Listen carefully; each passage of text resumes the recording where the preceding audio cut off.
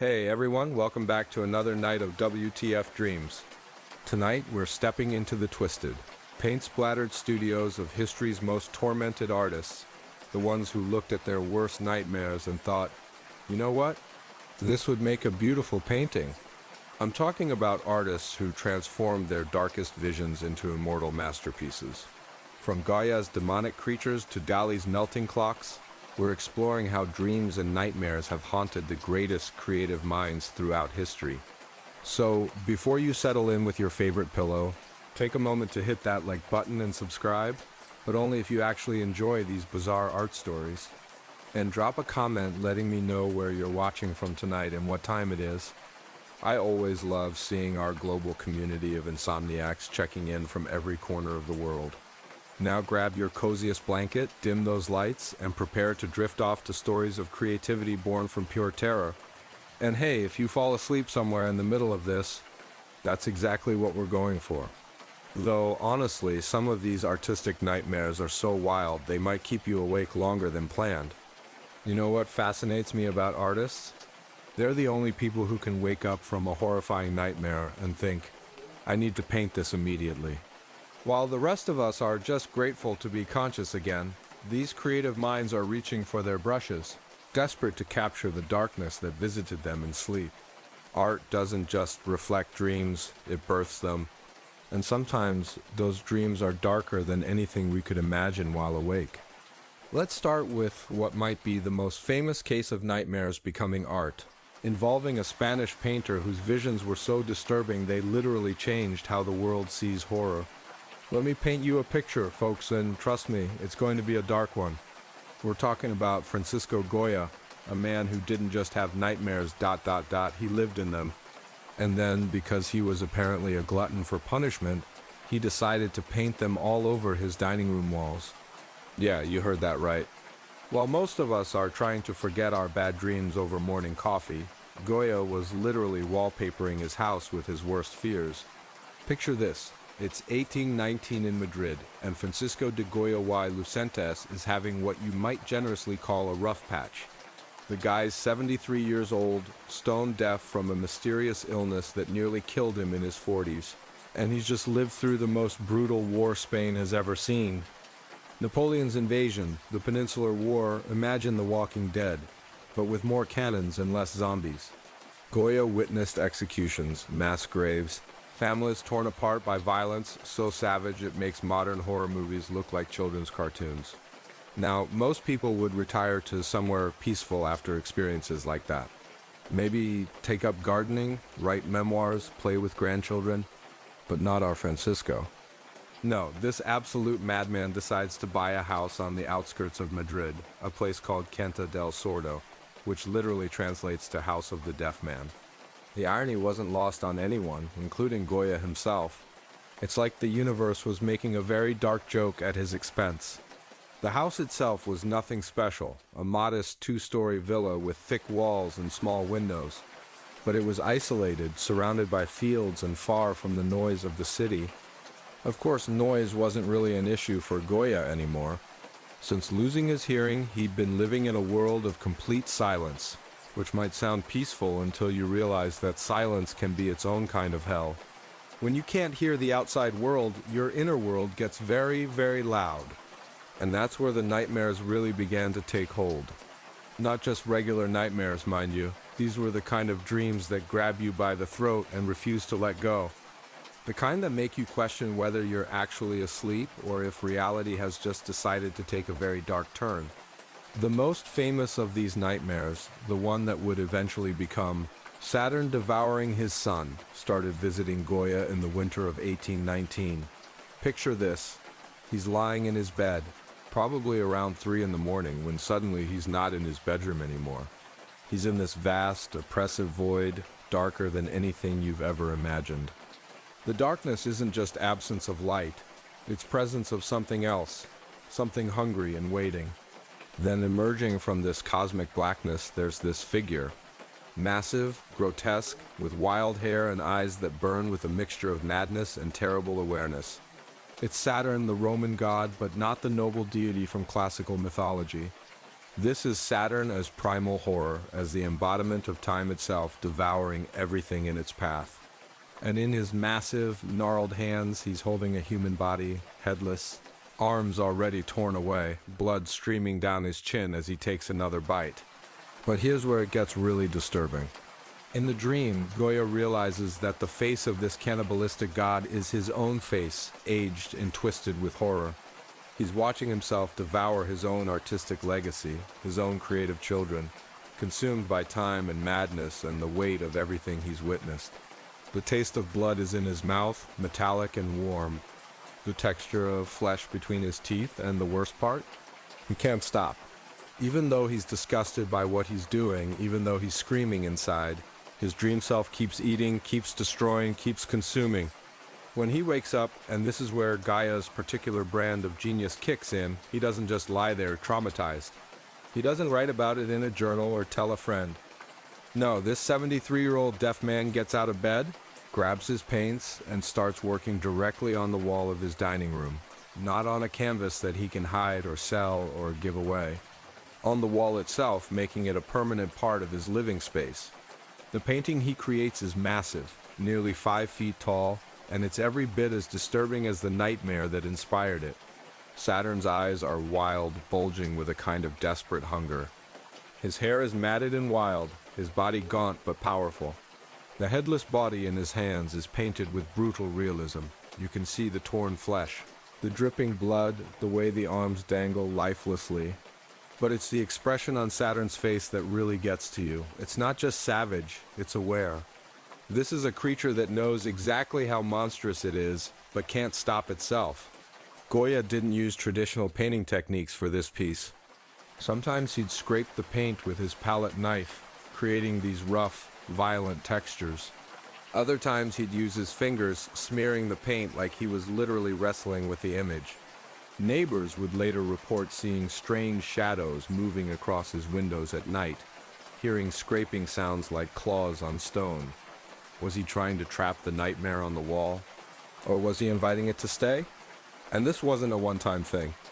Over the next 4 years, Goya would paint 14 of these murals, covering the walls of both his dining room and his living room.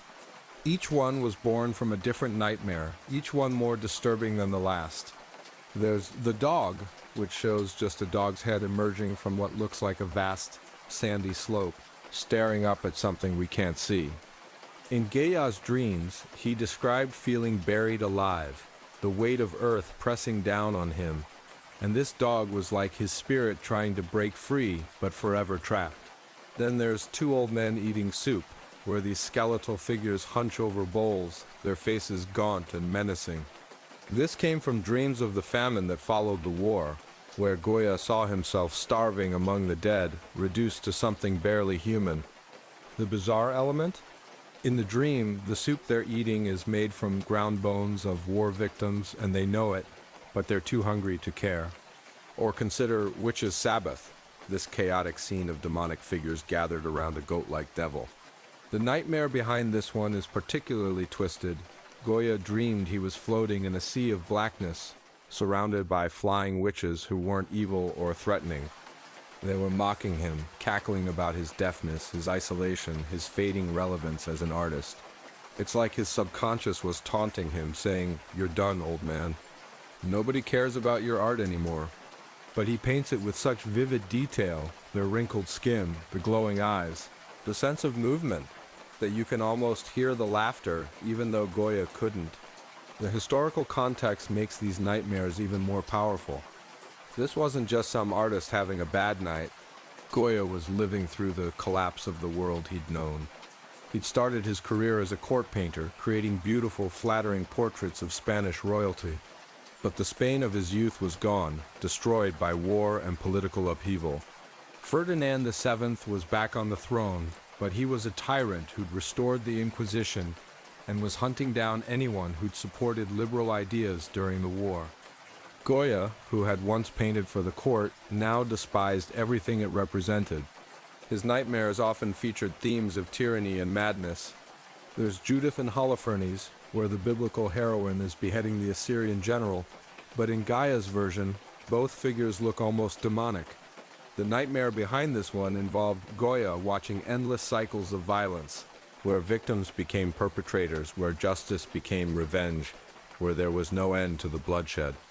The really fascinating thing is that Goya never intended these paintings to be seen by anyone. They were private, painted on the walls of his own home, meant only for his eyes. It was like he was having a conversation with his own demons, trying to understand them, maybe even trying to control them. He didn't title them. All the names we use today were given to them by art historians decades later. It's as if he didn't want to define the horror, just let it speak for itself. But here's where it gets really interesting from a psychological perspective. Goya kept fragmentary journals during this period, and in them he writes about how creating these paintings affected his dreams. After finishing Saturn devouring his son, he notes that the cannibalistic nightmares became less frequent. Not gone entirely, but less intense, less overwhelming. It's as if by externalizing the horror, by making it physical and visible, he'd gained some kind of control over it. Modern psychologists would probably call this art therapy, though Goya wouldn't have known the term.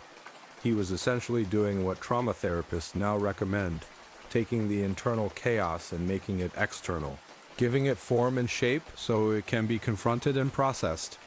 The act of painting these nightmares wasn't just artistic expression, it was psychological survival. The technique he used was revolutionary for its time. Instead of the smooth, polished surfaces that were fashionable in academic painting, Goya created these rough, textured works that seemed to writhe with their own dark energy. He mixed his oils with unusual materials. Some art historians think he used sand, ash, maybe even blood, to create these deep, muddy blacks that seem to absorb light rather than reflect it. The scale of the paintings is important too. They're not small, intimate pieces you can view from a distance. They're life-sized, confrontational, designed to surround you and make you feel like you're part of the nightmare. Standing in front of Saturn devouring his son in the Prado Museum today, you can feel the weight of that cannibalistic gaze, the sense that you might be next on the menu, and the impact on art history. Immense. These paintings basically invented psychological horror as an artistic genre. They influenced everyone from the Romantic painters to the Expressionists to modern horror filmmakers. Francis Bacon, the British painter famous for his distorted figures, cited Goya's black paintings as a major influence. Even filmmakers like Guillermo del Toro have acknowledged their debt to Goya's vision of beautiful horror. But let's get back to the man himself, alone in his house with his nightmares. The consequences of creating these works were profound. On a personal level, they seemed to provide some relief from the psychological torment that had been plaguing him. His journals from later years mention fewer nightmares, more peaceful sleep. But there was a cost too. The paintings made his isolation even more complete. Who wants to visit someone whose dining room is decorated with cannibalistic gods and demonic witches? The resolution, if you can call it that, came in 1823. Political persecution was intensifying in Spain, and Goya, now nearly 80, decided to leave for France. He gave the Quinta del Sordo to his grandson and went into exile in Bordeaux, where he lived until his death in 1828. He never saw the black paintings again. And as far as we know, he never painted anything like them again either. The irony is incredible. These intensely private works, born from the darkest corners of a traumatized mind, became some of the most public and influential artworks in history.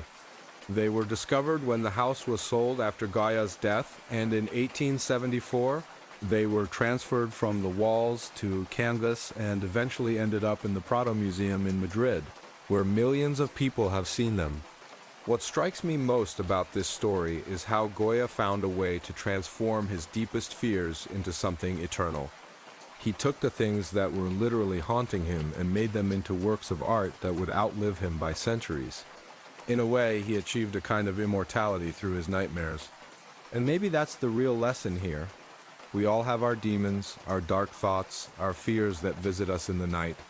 The question is, what do we do with them? Do we let them consume us, or do we find a way to transform them into something meaningful? Goya chose transformation, and in doing so, he created some of the most powerful art in human history. As you're lying there tonight, drifting towards sleep, remember that sometimes the most beautiful art comes from the darkest places in our minds. And if you happen to have a nightmare, well, maybe grab a sketchbook. You never know what you might create. Now, if you thought Goya was eccentric, wait until you hear about Salvador Dalí, a man who was so obsessed with his own subconscious that he literally made a career out of being weird. This guy didn't just have strange dreams. He cultivated them, studied them, and turned them into a scientific method for accessing the deepest parts of his psyche. And the dream that made him famous? It involved time itself melting like cheese on a hot summer day. Let me set the scene for you. It's 1931, and we're in the small fishing village of Port Ligat on the Costa Brava in Spain. Dalí has just turned 27, and he's living in this tiny fisherman's hut with his wife. Goya, a Russian immigrant who's about 10 years older than him and has already been married to a famous French poet. The house is barely bigger than a closet, with stone walls that have been battered by Mediterranean storms for centuries and windows that look out over an endless expanse of blue sea.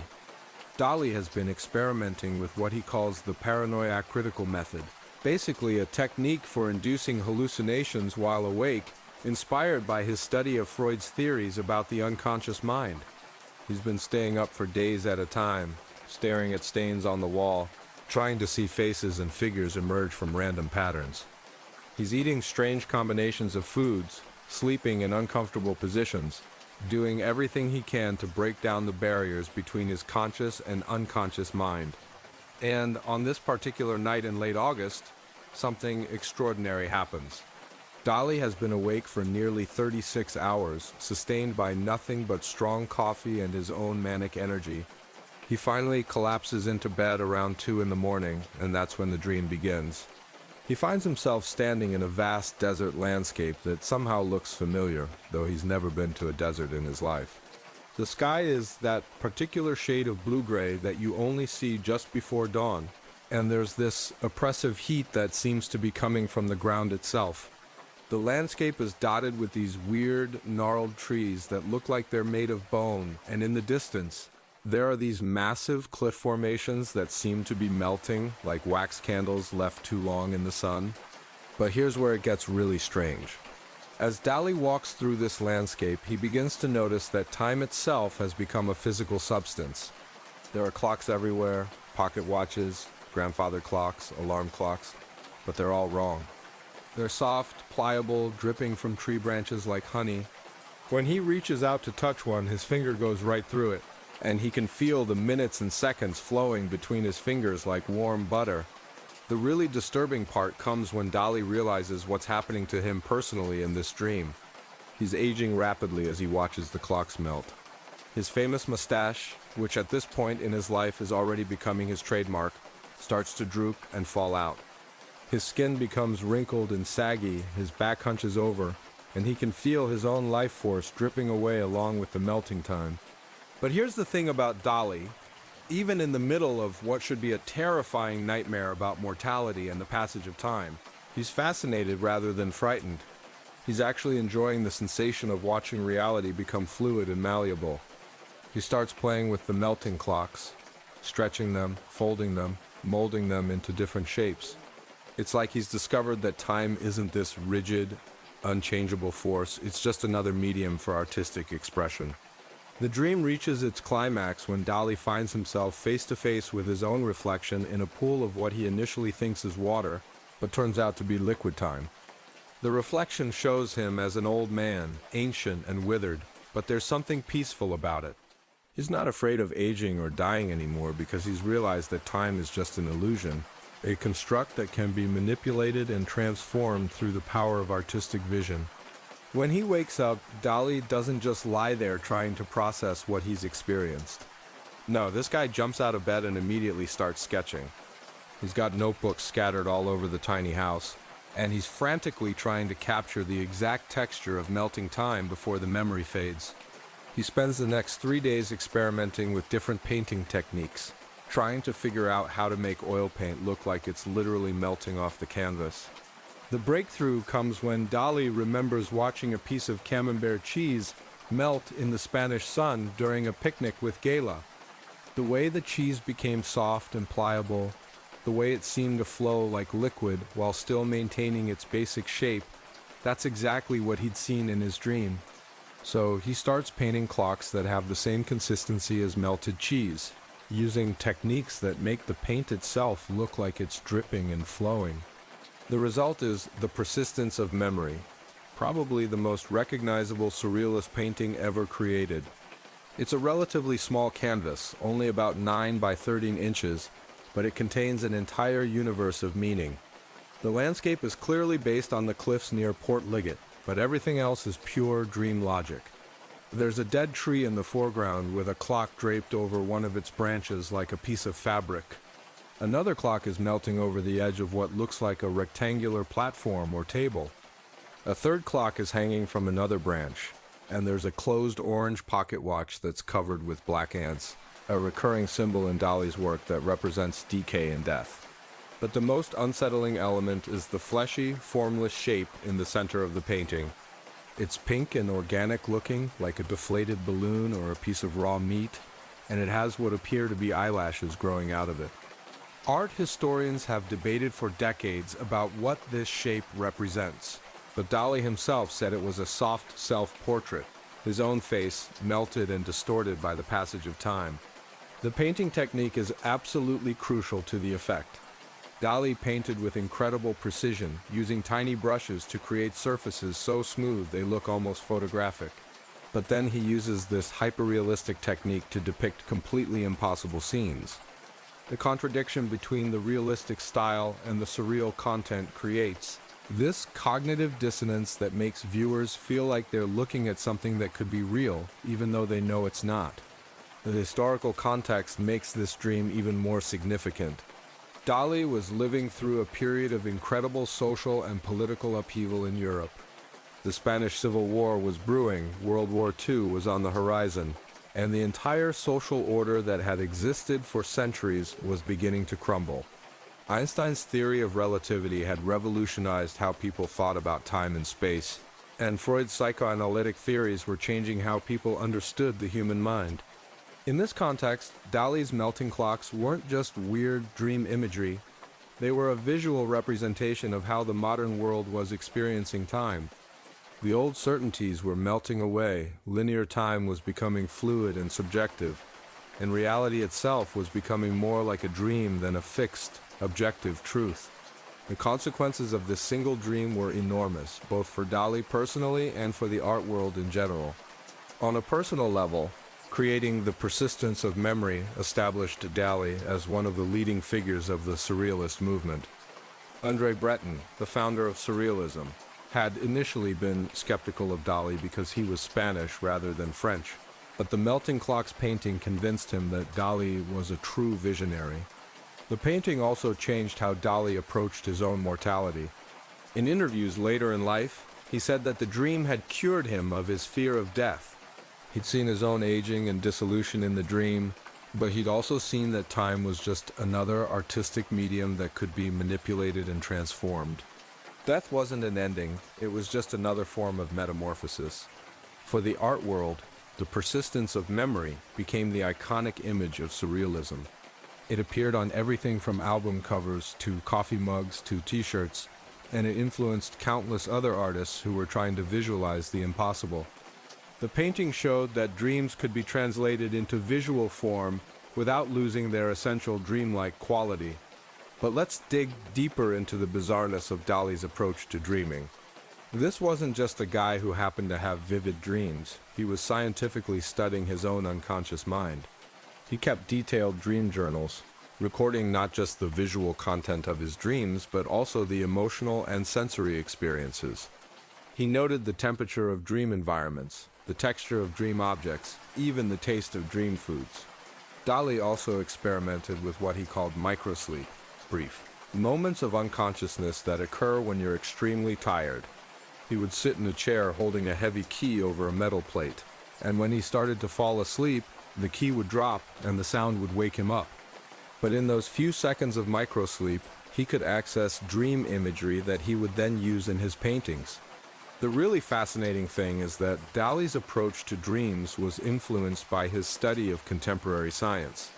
He was reading about Einstein's theories of relativity, which suggested that time wasn't a fixed, absolute thing, but was relative to the observer. He was also studying Freud's theories about the unconscious mind, which suggested that dreams revealed hidden truths about human psychology. So when Dalí painted melting clocks, he wasn't just depicting a weird dream. He was creating a visual representation of cutting-edge scientific theories about the nature of time and consciousness. The painting works on multiple levels, as a dream image, as a scientific metaphor, and as a piece of artistic technique that pushes the boundaries of what painting can do. The influence of the persistence of memory extended far beyond the art world. It became a cultural icon that represented the modern condition, the feeling that traditional certainties were dissolving, that reality was becoming more fluid and subjective. You can see its influence in everything from science fiction movies to advertising campaigns to popular music. But what really gets to me about this story is how Dalí transformed a potentially terrifying nightmare into something beautiful and profound. Most people would be disturbed by a dream about aging and mortality, but Dalí found a way to make it elegant and poetic. He took the fear of death and transformed it into a meditation on the nature of time and consciousness. The resolution of Dalí's relationship with time and mortality came through the act of painting itself. After creating the persistence of memory, his dreams about death and aging became less frequent and less disturbing. He'd found a way to make peace with his own mortality by transforming it into art. This pattern would repeat throughout Dalí's career. He would have a disturbing or puzzling dream, and then he would find a way to translate it into visual form. The act of painting became a way of processing and understanding his unconscious mind. It was like he was having a conversation with his own psyche, using paint and canvas as the medium of communication. The technical aspects of how Dalí created these dreamlike effects are worth exploring. He used a technique called trompe l'œil, literally trick the eye, to create surfaces that looked absolutely realistic but depicted impossible scenes. He would spend hours working on tiny details, using brushes with only a few hairs to create incredibly precise textures. But the real innovation was in how he combined this hyper-realistic technique with surreal content. Previous artists had painted realistic scenes or fantastic scenes, but Dalí was one of the first to paint fantastic scenes with photographic realism. This created a unique psychological effect. Viewers felt like they were looking at documentary evidence of impossible events. The color palette of the persistence of memory is also crucial to its impact. Dalí used these warm, golden tones that give the painting a dreamlike quality, but he also included cooler blues and grays that create a sense of melancholy and mystery. The overall effect is both beautiful and unsettling, which perfectly captures the ambiguous nature of dreams. As we slow down and drift toward the end of this story, it's worth thinking about what Dalí's experience tells us about the relationship between dreams and creativity.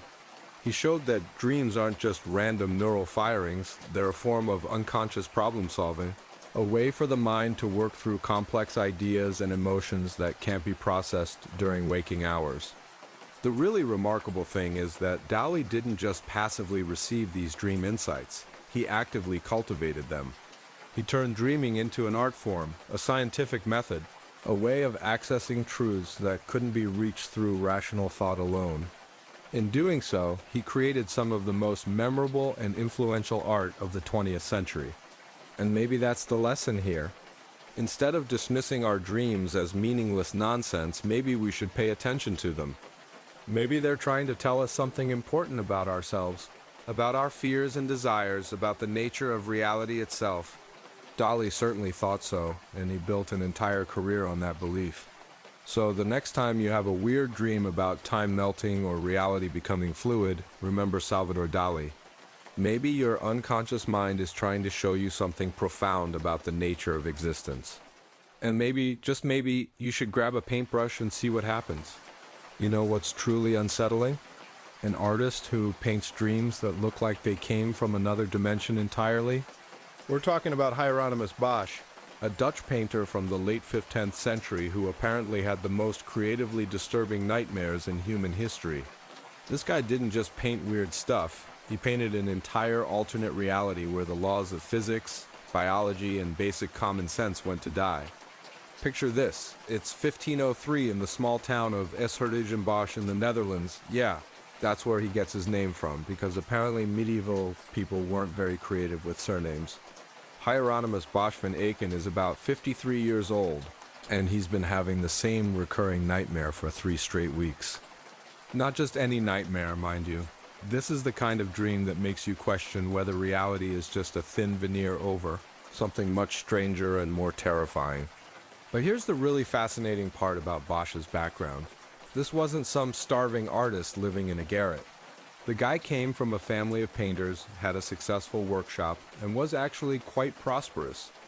He was married to a wealthy woman named Elite Goyaerts van den Meerven, lived in a nice house, and was a respected member of the ultra-religious Brotherhood of Our Lady. So when this pillar of the community starts painting orgies and demons and creatures that look like they escaped from an alien zoo, people notice. The nightmare that would eventually become the Garden of Earthly Delights was unlike anything Bosch had ever experienced. In his dream, he found himself standing at the edge of what appeared to be 3 connected worlds, like chambers in some cosmic funhouse. The first world looked familiar. It was paradise, the Garden of Eden, but somehow wrong. Adam and Eve were there, but Adam's gaze toward Eve was uncomfortably lustful. And there were these strange creatures everywhere that didn't belong in any biblical story he'd ever heard. But it was the second world that really got to him. This was a landscape that defied every law of nature he knew. Naked humans were riding giant birds, living inside enormous strawberries, and engaging in activities that were both innocent and deeply sexual at the same time.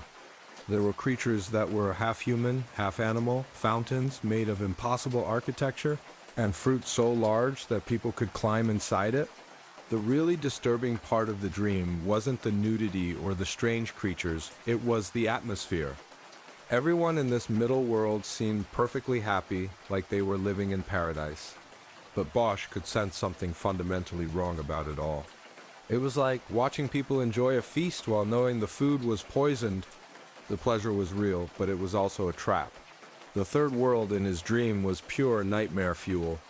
This was hell, but not the fire and brimstone version from church sermons. This was a place where musical instruments had been turned into torture devices, where bird-headed demons devoured humans while sitting on toilets, and where a giant pair of ears walked around with a knife sticking out between them. The creativity of the torments was almost artistic in its complexity. But here's where Bosch's particular genius, or madness, becomes apparent. This wasn't just a visual nightmare. In his dream, he experienced synesthesia, the blending of senses that shouldn't go together. The color blue tasted like cold metal, the sound of screaming had a texture like rough fabric, and the smell of fear was like overripe fruit. When he woke up, he was so overwhelmed by the sensory complexity of what he'd experienced that he couldn't speak for days. The historical context makes this dream even more significant. Bosch was living through a period of incredible social upheaval. The Protestant Reformation was brewing, the medieval world was giving way to the Renaissance, and traditional religious certainties were being questioned. The Catholic Church was dealing with corruption scandals, and there was a growing sense that the end times might be approaching. In this atmosphere of uncertainty and fear, Bosch's nightmare visions seemed to capture something essential about the human condition. When Bosch finally started painting this dream, he decided to create something unprecedented, a triptych that would tell the entire story of human existence from creation to damnation. The scale was ambitious, nearly 13 feet wide when fully opened, painted on oak panels with oils that allowed for incredible detail. But more importantly, he was going to paint it using a technique that had never been attempted before. He would make the impossible look absolutely real. The left panel depicts the Garden of Eden, but it's not the peaceful paradise from Sunday school lessons. God is presenting Eve to Adam, but Adam's expression is one of undisguised lust. There are strange creatures everywhere, elephants with human faces, a giraffe that looks like it's made of balloons, and a fountain that seems to be alive. Even in paradise, there's something unsettling about the way desire is being awakened. The central panel, the Garden of Earthly Delights itself, is where Bosch's nightmare truly comes to life. This is a world where humans have given in completely to their desires, but it's not exactly a world of sin. The people seem innocent, almost childlike in their enjoyment of pleasure. They're riding giant birds, bathing in pools, eating enormous fruits, and engaging in activities that are both sexual and playful. But there's an underlying sense of futility to it all, like watching people dance on the edge of a cliff. The creatures in this central panel are what really make it feel like a dream. There are fish with human legs, birds the size of houses, and hybrid beings that seem to exist in a state of constant transformation. It's like Bosch's subconscious was playing with the basic building blocks of reality, mixing and matching elements in ways that shouldn't work but somehow do. The right panel is where the nightmare aspects of Bosch's dream become most apparent. This is hell, but it's not the traditional fire and brimstone version. This is a place where the instruments of civilization have been turned into instruments of torture. There's a giant lute with human bodies stretched across its strings, a pair of ears walking around with a knife blade between them, and a bird-headed demon sitting on a toilet while devouring naked humans. The creativity of the torments is almost absurd. It's like Bosch was trying to invent new forms of suffering. But here's what makes this hell particularly terrifying. It's not just about physical punishment. The demons in Bosch's hell are psychological torturers. They know exactly what will cause the most anguish for each individual sinner. A gambler has his hand impaled on a gaming table. A musician is crucified on his own harp. A glutton is force-fed by a creature that looks like a cross between a bird and a tree. The technical execution of this vision is remarkable.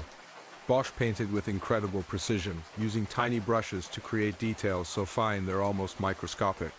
But he used this hyper-realistic technique to depict completely impossible scenes. The result is a painting that looks like photographic evidence of an alternate reality. The color palette shifts dramatically across the three panels. The Garden of Eden is painted in warm, golden tones that suggest divine light. The central panel uses a wider range of colors, blues, greens, pinks, and golds, creating a sense of abundance and pleasure. But the hell panel is dominated by dark browns, blacks, and sickly yellows, with splashes of blood red that seem to glow in the darkness. What's particularly fascinating is how Bosch structured the narrative flow between the panels. The landscape of Eden flows seamlessly into the landscape of the central panel, suggesting that the fall from grace wasn't a sudden event but a gradual slide into corruption. The horizon line matches up perfectly between the first two panels, creating a sense of continuity. But the hell panel is completely disconnected. It's a world unto itself, with its own twisted logic and impossible geography. The symbolism in the painting is incredibly dense and has kept art historians busy for centuries. The strawberries that appear throughout the central panel were symbols of temptation in medieval art. The owl, that appears in various forms, was associated with evil and deception. The musical instruments in the hell panel were often used to represent the corrupting power of earthly pleasures. But Bosch wasn't just painting symbols, he was painting psychological states. The progression from innocence to corruption to damnation isn't just a moral narrative, it's a psychological journey. The painting shows how desire, when uncontrolled, leads to spiritual destruction. But it also shows how that destruction can be beautiful, seductive, almost irresistible.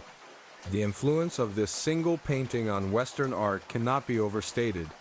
It essentially invented the visual language of surrealism 4 centuries before the movement officially began. Salvador Dalí and Max Ernst both acknowledged their debt to Bosch's vision. René Magritte studied the painting extensively when he visited the Prado Museum in Madrid. Even contemporary artists like Damien Hirst and Jeff Koons have cited Bosch as an influence. But let's get back to the man himself and the nightmare that started it all. The psychological impact of creating this work was profound. Bosch's journals from this period, fragmentary though they are, suggest that painting the triptych was both therapeutic and exhausting. He writes about working on the hell panel in particular, causing him to have even more disturbing dreams, as if the act of visualizing these horrors was feeding back into his subconscious.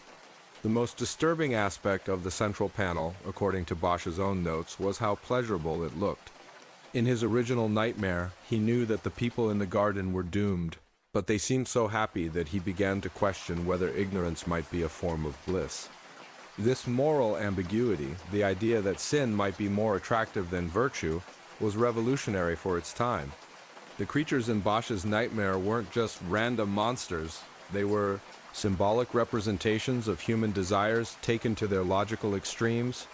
The bird-headed demons represent the way that natural instincts can become predatory. The musical instruments turned into torture devices represent how culture and civilization can be corrupted. The hybrid human-animal creatures represent the thin line between human and beast. One of the most psychologically complex elements of the painting is the way it handles nudity.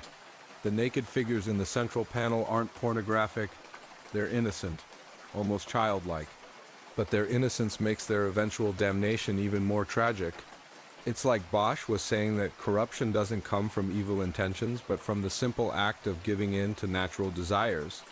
The composition of the triptych is designed to be read from left to right like a book. But it can also be read as a meditation on time, past, present, and future. The Garden of Eden represents the past, a time of innocence and harmony with nature. The central panel represents the present, a time of pleasure and corruption. The hell panel represents the future, the inevitable consequence of present actions. The technical challenges of creating this work were enormous. Bosch had to invent new painting techniques to achieve the effects he wanted. The skin tones of the figures had to look realistic, even when the figures themselves were impossible. The landscapes had to be convincing even when they depicted impossible geography. The overall effect had to be cohesive even when the individual elements were completely chaotic. The psychological effect of the painting on viewers has been consistent across centuries. People report feeling simultaneously attracted to and repulsed by the central panel. The hell panel causes genuine anxiety in many viewers. The overall effect is one of cognitive dissonance. The brain knows that what it's seeing is impossible, but the realistic painting style makes it feel real. The painting was never intended for public display in a church. The subject matter was too controversial. Instead, it was probably commissioned by a private patron who wanted to own a piece of the impossible. The fact that it has survived at all is somewhat miraculous, given how easily it could have been destroyed by religious authorities who found its content blasphemous. Modern interpretation of the painting has been influenced by psychoanalytic theory. Freud would have had a field day with Bosch's imagery. The sexual symbolism, the transformation of innocent objects into threatening ones, the way that pleasure and pain are intertwined. Jung would have seen it as a perfect example of how the collective unconscious manifests in art. But perhaps the most profound aspect of Bosch's achievement is how he managed to make the impossible feel inevitable. The progression from Eden to corruption to damnation seems not just possible but unavoidable. The painting doesn't just show us a nightmare, it shows us that nightmare is the natural consequence of human nature itself. The resolution of Bosch's nightmare came not through the completion of the painting but through the act of sharing it with others. Once the triptych was finished, his disturbing dreams became less frequent. It was as if he had successfully transferred his private hell into a public space where it could be confronted and understood. The legacy of this single nightmare continues to influence art and culture today. Every horror movie that features impossible creatures, every surrealist painting that depicts dream logic, every piece of fantasy art that blends the beautiful with the terrifying, all of it owes something to Hieronymus Bosch's vision of earthly delights and eternal damnation. And as you're drifting off to sleep tonight, remember that sometimes the most beautiful art comes from the darkest corners of the human imagination. Bosch showed us that nightmares don't have to be just personal terrors. They can be transformed into universal truths about the human condition. Sweet dreams, and try not to think too hard about those giant strawberries. Alright folks, let's talk about Giorgio de Chirico, and trust me, this is where things get really psychologically twisted. We've covered artists who painted cannibalistic gods and melting clocks, but de Chirico? This guy specialized in something far more unsettling, the terror of emptiness itself.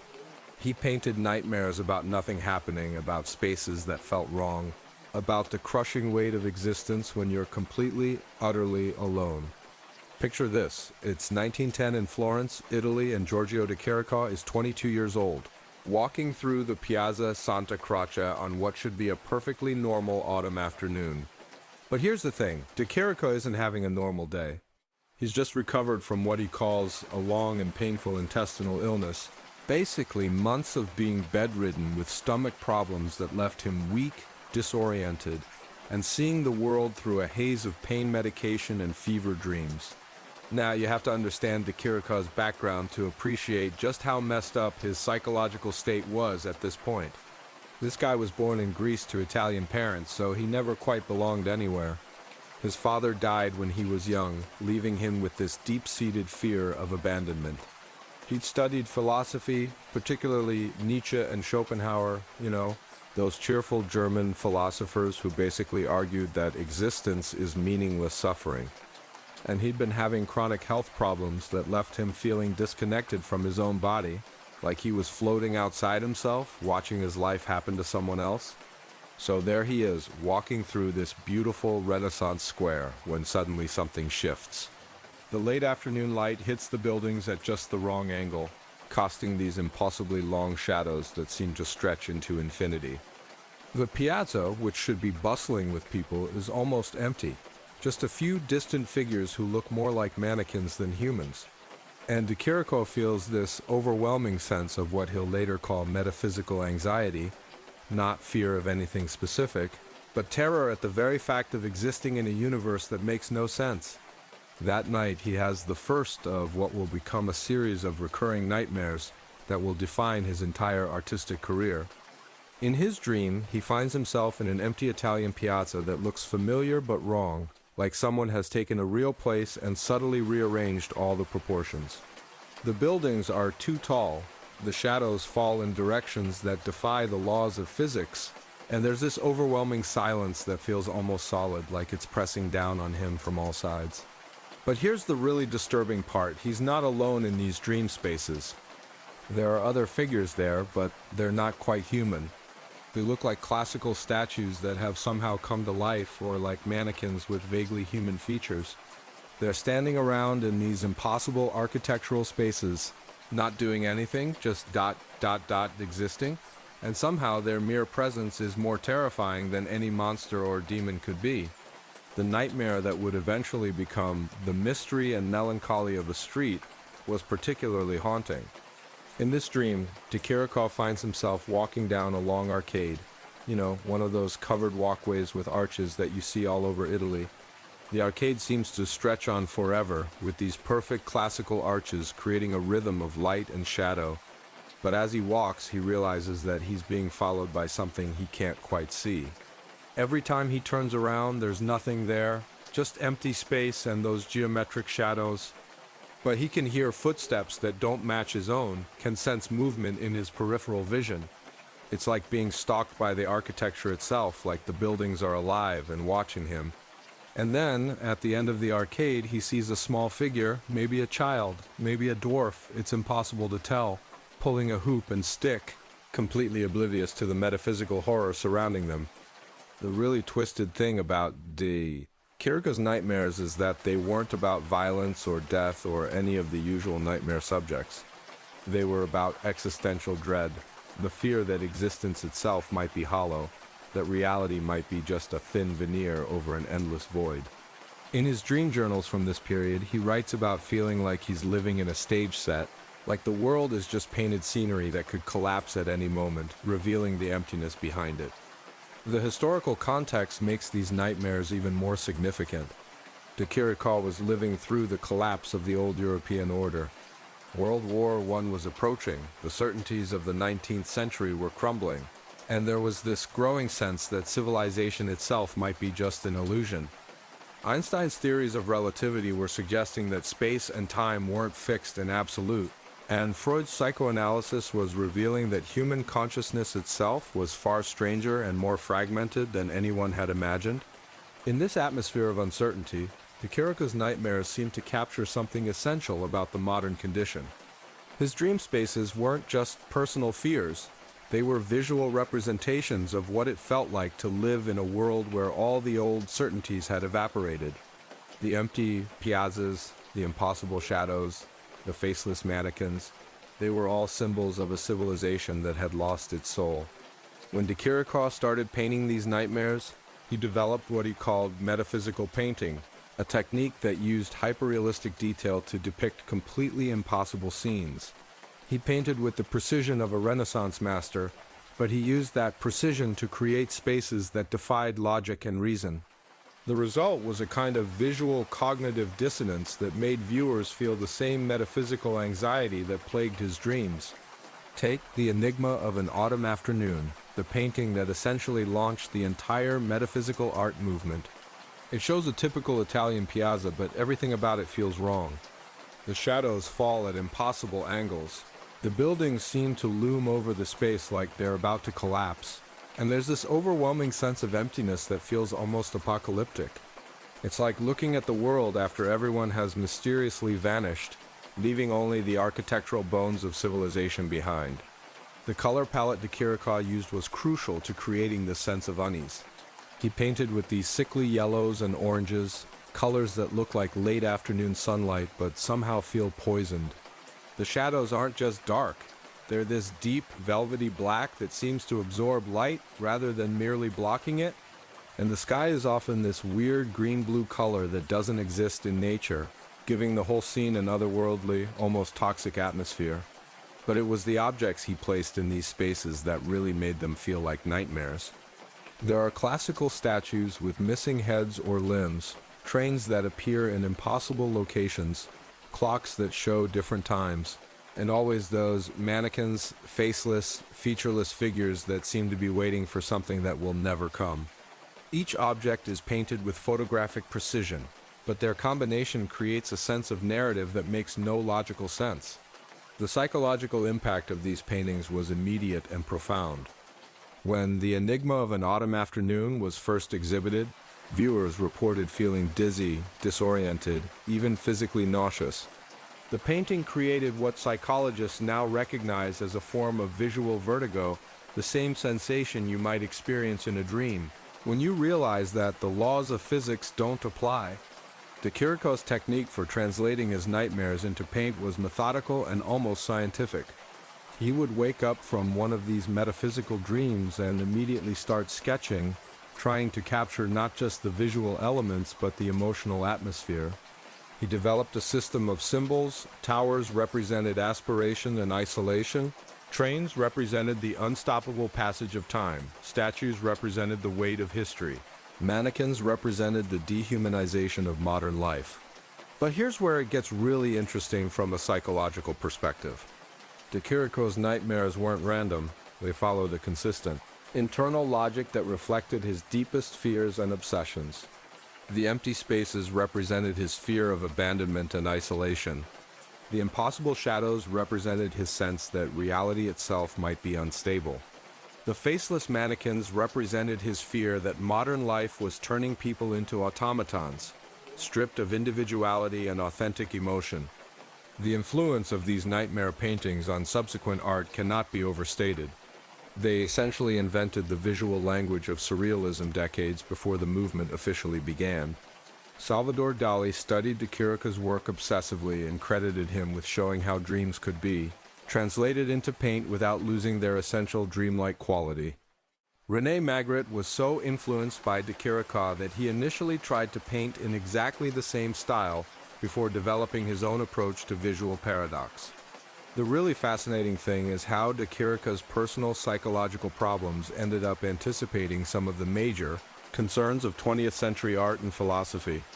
His metaphysical anxiety, that sense that existence itself might be meaningless, would become central to existentialist philosophy. His use of everyday objects and impossible combinations would influence everyone from the Dadaïsts to contemporary conceptual artists. His exploration of the relationship between space and psychology would anticipate developments in both architecture and urban planning. But let's get back to the man himself and the specific nightmares that drove him to create these works. One of the most disturbing recurring dreams involved what he called the archaeology of the present. In this nightmare, he would find himself in a contemporary city, sometimes Florence, sometimes Munich where he'd been studying. But the buildings were all ruins, overgrown with vegetation and crumbling like ancient Roman remains. The really unsettling part wasn't that civilization had fallen. It was that the ruins looked exactly like contemporary buildings, as if the present moment was already ancient history. He'd see modern apartment buildings with classical columns growing out of them, streetcars rusted and overgrown with ivy, shop windows filled with mannequins that had been there so long they'd become archaeological artifacts. It was like looking at his own time from the perspective of some future archaeologist, seeing how temporary and fragile everything really was. This nightmare directly inspired his series of paintings featuring classical architecture mixed with modern industrial elements. You'll see paintings where ancient temples are juxtaposed with factory smokestacks, where Roman statues stand next to modern trains, where the symbols of eternal civilization are mixed with the machinery of contemporary life. The message is clear. Everything we think is permanent is actually just as temporary as everything else. Another recurring nightmare involved what de Chirico called the mannequin people. In these dreams, he would find himself in social situations, dinner parties, art exhibitions, romantic encounters, but gradually realized that all the other people were actually sophisticated mannequins, going through the motions of human interaction without any real consciousness or emotion. The really terrifying part was that he could never be sure whether he himself was real or just another mannequin that had somehow become self-aware. This nightmare reflected his deep anxiety about modern urban life, his sense that people in cities were becoming increasingly isolated and dehumanized. But it also reflected his personal struggles with social interaction. As someone who'd grown up feeling like an outsider, he often felt like he was just playing a role, going through the motions of being human without really feeling connected to other people. The painting technique he developed to capture these nightmare visions was revolutionary. He painted with what he called metaphysical precision, every detail rendered with photographic accuracy, but combined in ways that created an overall effect of profound unreality. The shadows in his paintings are painted with the same careful attention to light and form as a Caravaggio, but they fall in directions that are physically impossible. The architectural spaces are rendered with perfect perspective, but the perspective itself creates spatial relationships that couldn't exist in the real world. The psychological effect of this technique is crucial. When you look at a de Chirico painting, your brain tries to process it as a realistic representation of space, but the contradictory visual information creates a form of cognitive dissonance that mimics the disorientation of dreams. You feel like you're looking at something real, but you also know it's impossible, creating exactly the same psychological tension that characterized his nightmares. The consequences of creating these nightmare paintings were complex for de Chirico personally. On one hand, the act of translating his metaphysical anxiety into visual form seemed to provide some relief from the psychological pressure. His dream journals from later periods show fewer references to the overwhelming, existential dread that had characterized his early work. But on the other hand, the paintings seemed to trap him in a kind of artistic persona that he would struggle with for the rest of his career. The art world's response to his metaphysical paintings was initially mixed. Traditional critics found them disturbing and incomprehensible, but younger artists and writers immediately recognized them as something revolutionary. The Surrealists embraced de Chirico as a predecessor, though he would later reject their movement and claim that they had misunderstood his work. The Dadaists saw in his impossible juxtapositions a prototype for their own anti-rational aesthetic. But perhaps the most profound impact was on how people understood the relationship between space and psychology. De Chirico showed that architectural spaces could be used to represent internal psychological states, that the geometry of buildings and squares could be manipulated to create specific emotional effects. This insight would influence everything from film noir, cinematography to contemporary installation art. The really remarkable thing about de Chirico's achievement is how he managed to make emptiness feel full of meaning. His paintings are full of space, vast piazzas, long arcades, empty rooms, but that emptiness is charged with psychological tension. It's not the peaceful emptiness of meditation or the comfortable emptiness of solitude. It's the terrifying emptiness of existential void, The fear that underneath all our busy human activity, there might be nothing at all. The resolution of de Chirico's relationship with his metaphysical nightmares came gradually through the act of painting them. By externalizing his internal psychological states, by giving form and shape to his existential anxieties, he was able to gain some control over them. The nightmares didn't stop entirely, but they became less overwhelming, less paralyzing. He'd found a way to transform his deepest fears into artistic statements that spoke to the universal human condition. The irony is that these intensely personal nightmare visions ended up having enormous public influence.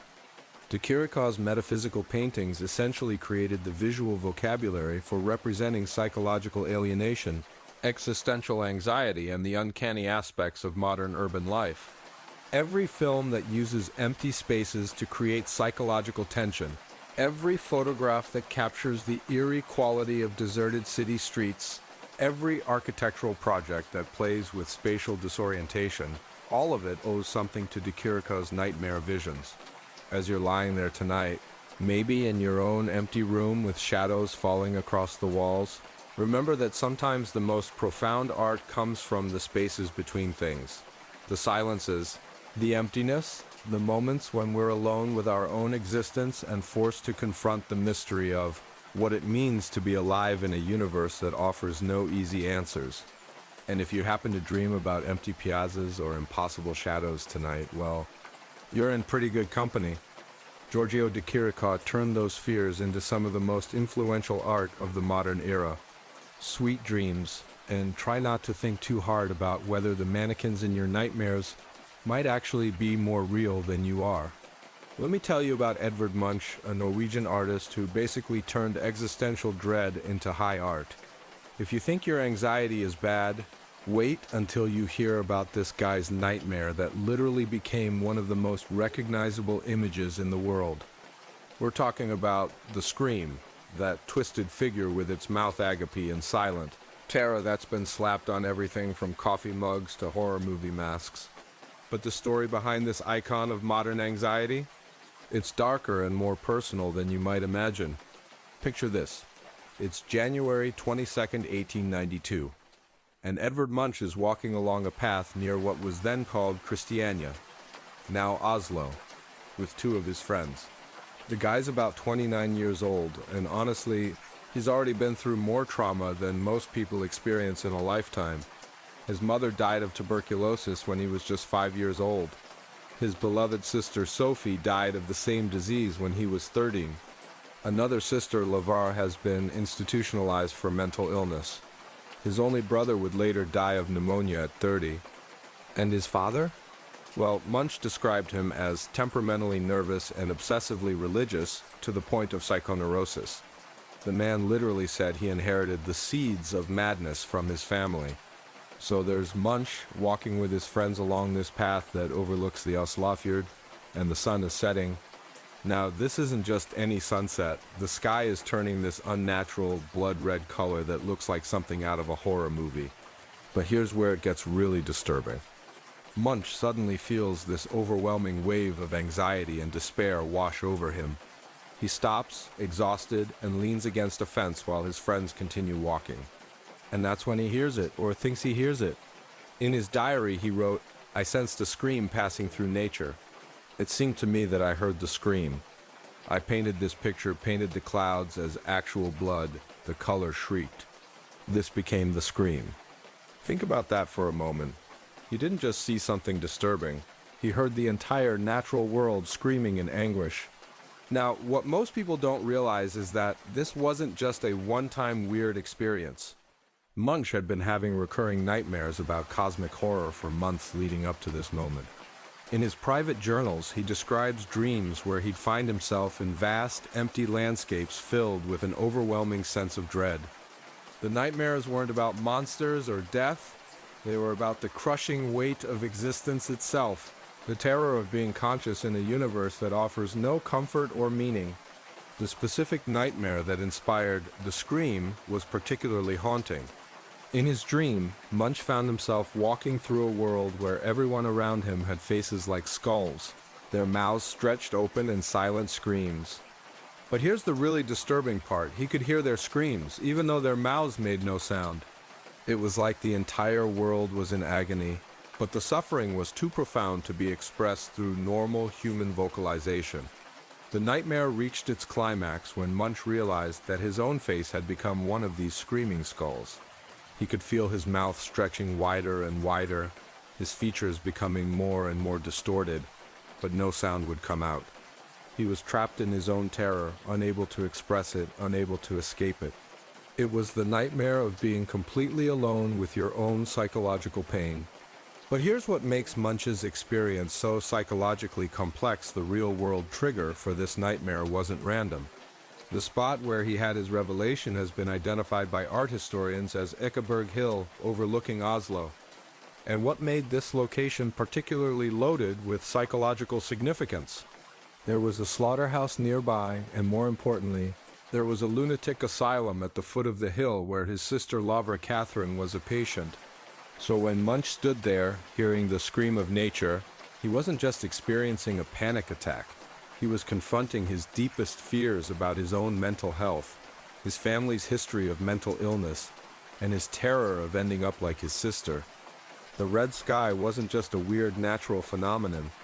It was a visual representation of his psychological state, the way internal anguish can color everything you see. Some scholars have suggested that the unnaturally red sky was caused by volcanic dust from the eruption of Krakatoa in AD 3, which created spectacular sunsets around the world for months. Others think it might have been nacreous clouds, which are common in Norway and can create remarkably similar effects. But honestly, the specific cause doesn't matter. What matters is that Munch experienced this moment as a revelation about the nature of human suffering itself. The historical context makes this nightmare even more powerful. Munch was living through a period of incredible social upheaval in Europe. The old certainties were crumbling, industrialization was transforming society, and there was a growing sense that traditional religion couldn't provide answers to the complexities of modern life. Cities were becoming anonymous, alienating places where people felt increasingly isolated from each other and from nature. In this atmosphere of anxiety and uncertainty, Munch's nightmare seemed to capture something essential about the modern condition. His screaming figure wasn't just a personal expression of psychological distress. It was a universal symbol of how it feels to be human in a world that seems increasingly hostile and meaningless. When Munch started painting this nightmare, he didn't just create one version. He was so obsessed with capturing the exact feeling of that moment that he painted two versions in oils, two in pastels, and created a lithograph stone from which multiple prints were made. Each version emphasized different aspects of the experience. The oils focused on the landscape and the psychological atmosphere, while the pastels emphasized the raw emotional intensity of the screaming figure. The painting technique he used was revolutionary. Instead of the smooth, polished surfaces that were fashionable in academic art, Munch created this swirling, almost suffocating composition where the landscape itself seems to be screaming. The brushstrokes follow the contours of the figure's anxiety, creating these undulating lines that make the entire scene feel unstable and disorienting. The color palette is crucial to the psychological impact. That blood-red sky isn't just dramatic, it's the color of internal hemorrhaging, of psychological wounds that can't be stanched. The blue-black fjord creates this sense of depth and vertigo, like you're looking into an abyss. And the yellow-orange tones of the screaming figure make it seem almost radioactive, like it's glowing with its own anguish. But let's talk about the figure itself, because this is where Munch's nightmare becomes truly universal. The screaming figure isn't realistic. It's been simplified and distorted to the point where it becomes a kind of hieroglyph of suffering. The skull-like head, the gaping mouth, the hands pressed against the face. These aren't just anatomical features, they're symbols of psychological states. Some art historians have suggested that the figure was inspired by a Peruvian mummy that Munch saw at the World's Fair in Paris in 1889. The mummy was buried in a fetal position with its hands alongside its face, and its expression of frozen terror apparently made a deep impression on several artists of the period. But whether or not this specific artifact influenced Munch, the figure in The Scream taps into something primal about human fear. The really disturbing thing about the painting is how it makes viewers complicit in the screaming figure's terror. When you look at it, you can't help but feel some of that anxiety yourself. The composition draws you in, makes you part of the scene. You're not just observing someone else's psychological breakdown, you're experiencing it yourself. The psychological impact of creating this work on Munch himself was profound. In his journals, he describes the painting process as both therapeutic and exhausting. Getting the nightmare out of his head and onto canvas seemed to provide some relief from the psychological pressure he'd been experiencing. But it also made him confront his deepest fears about his own mental stability. The consequences of this single painting for art history were enormous.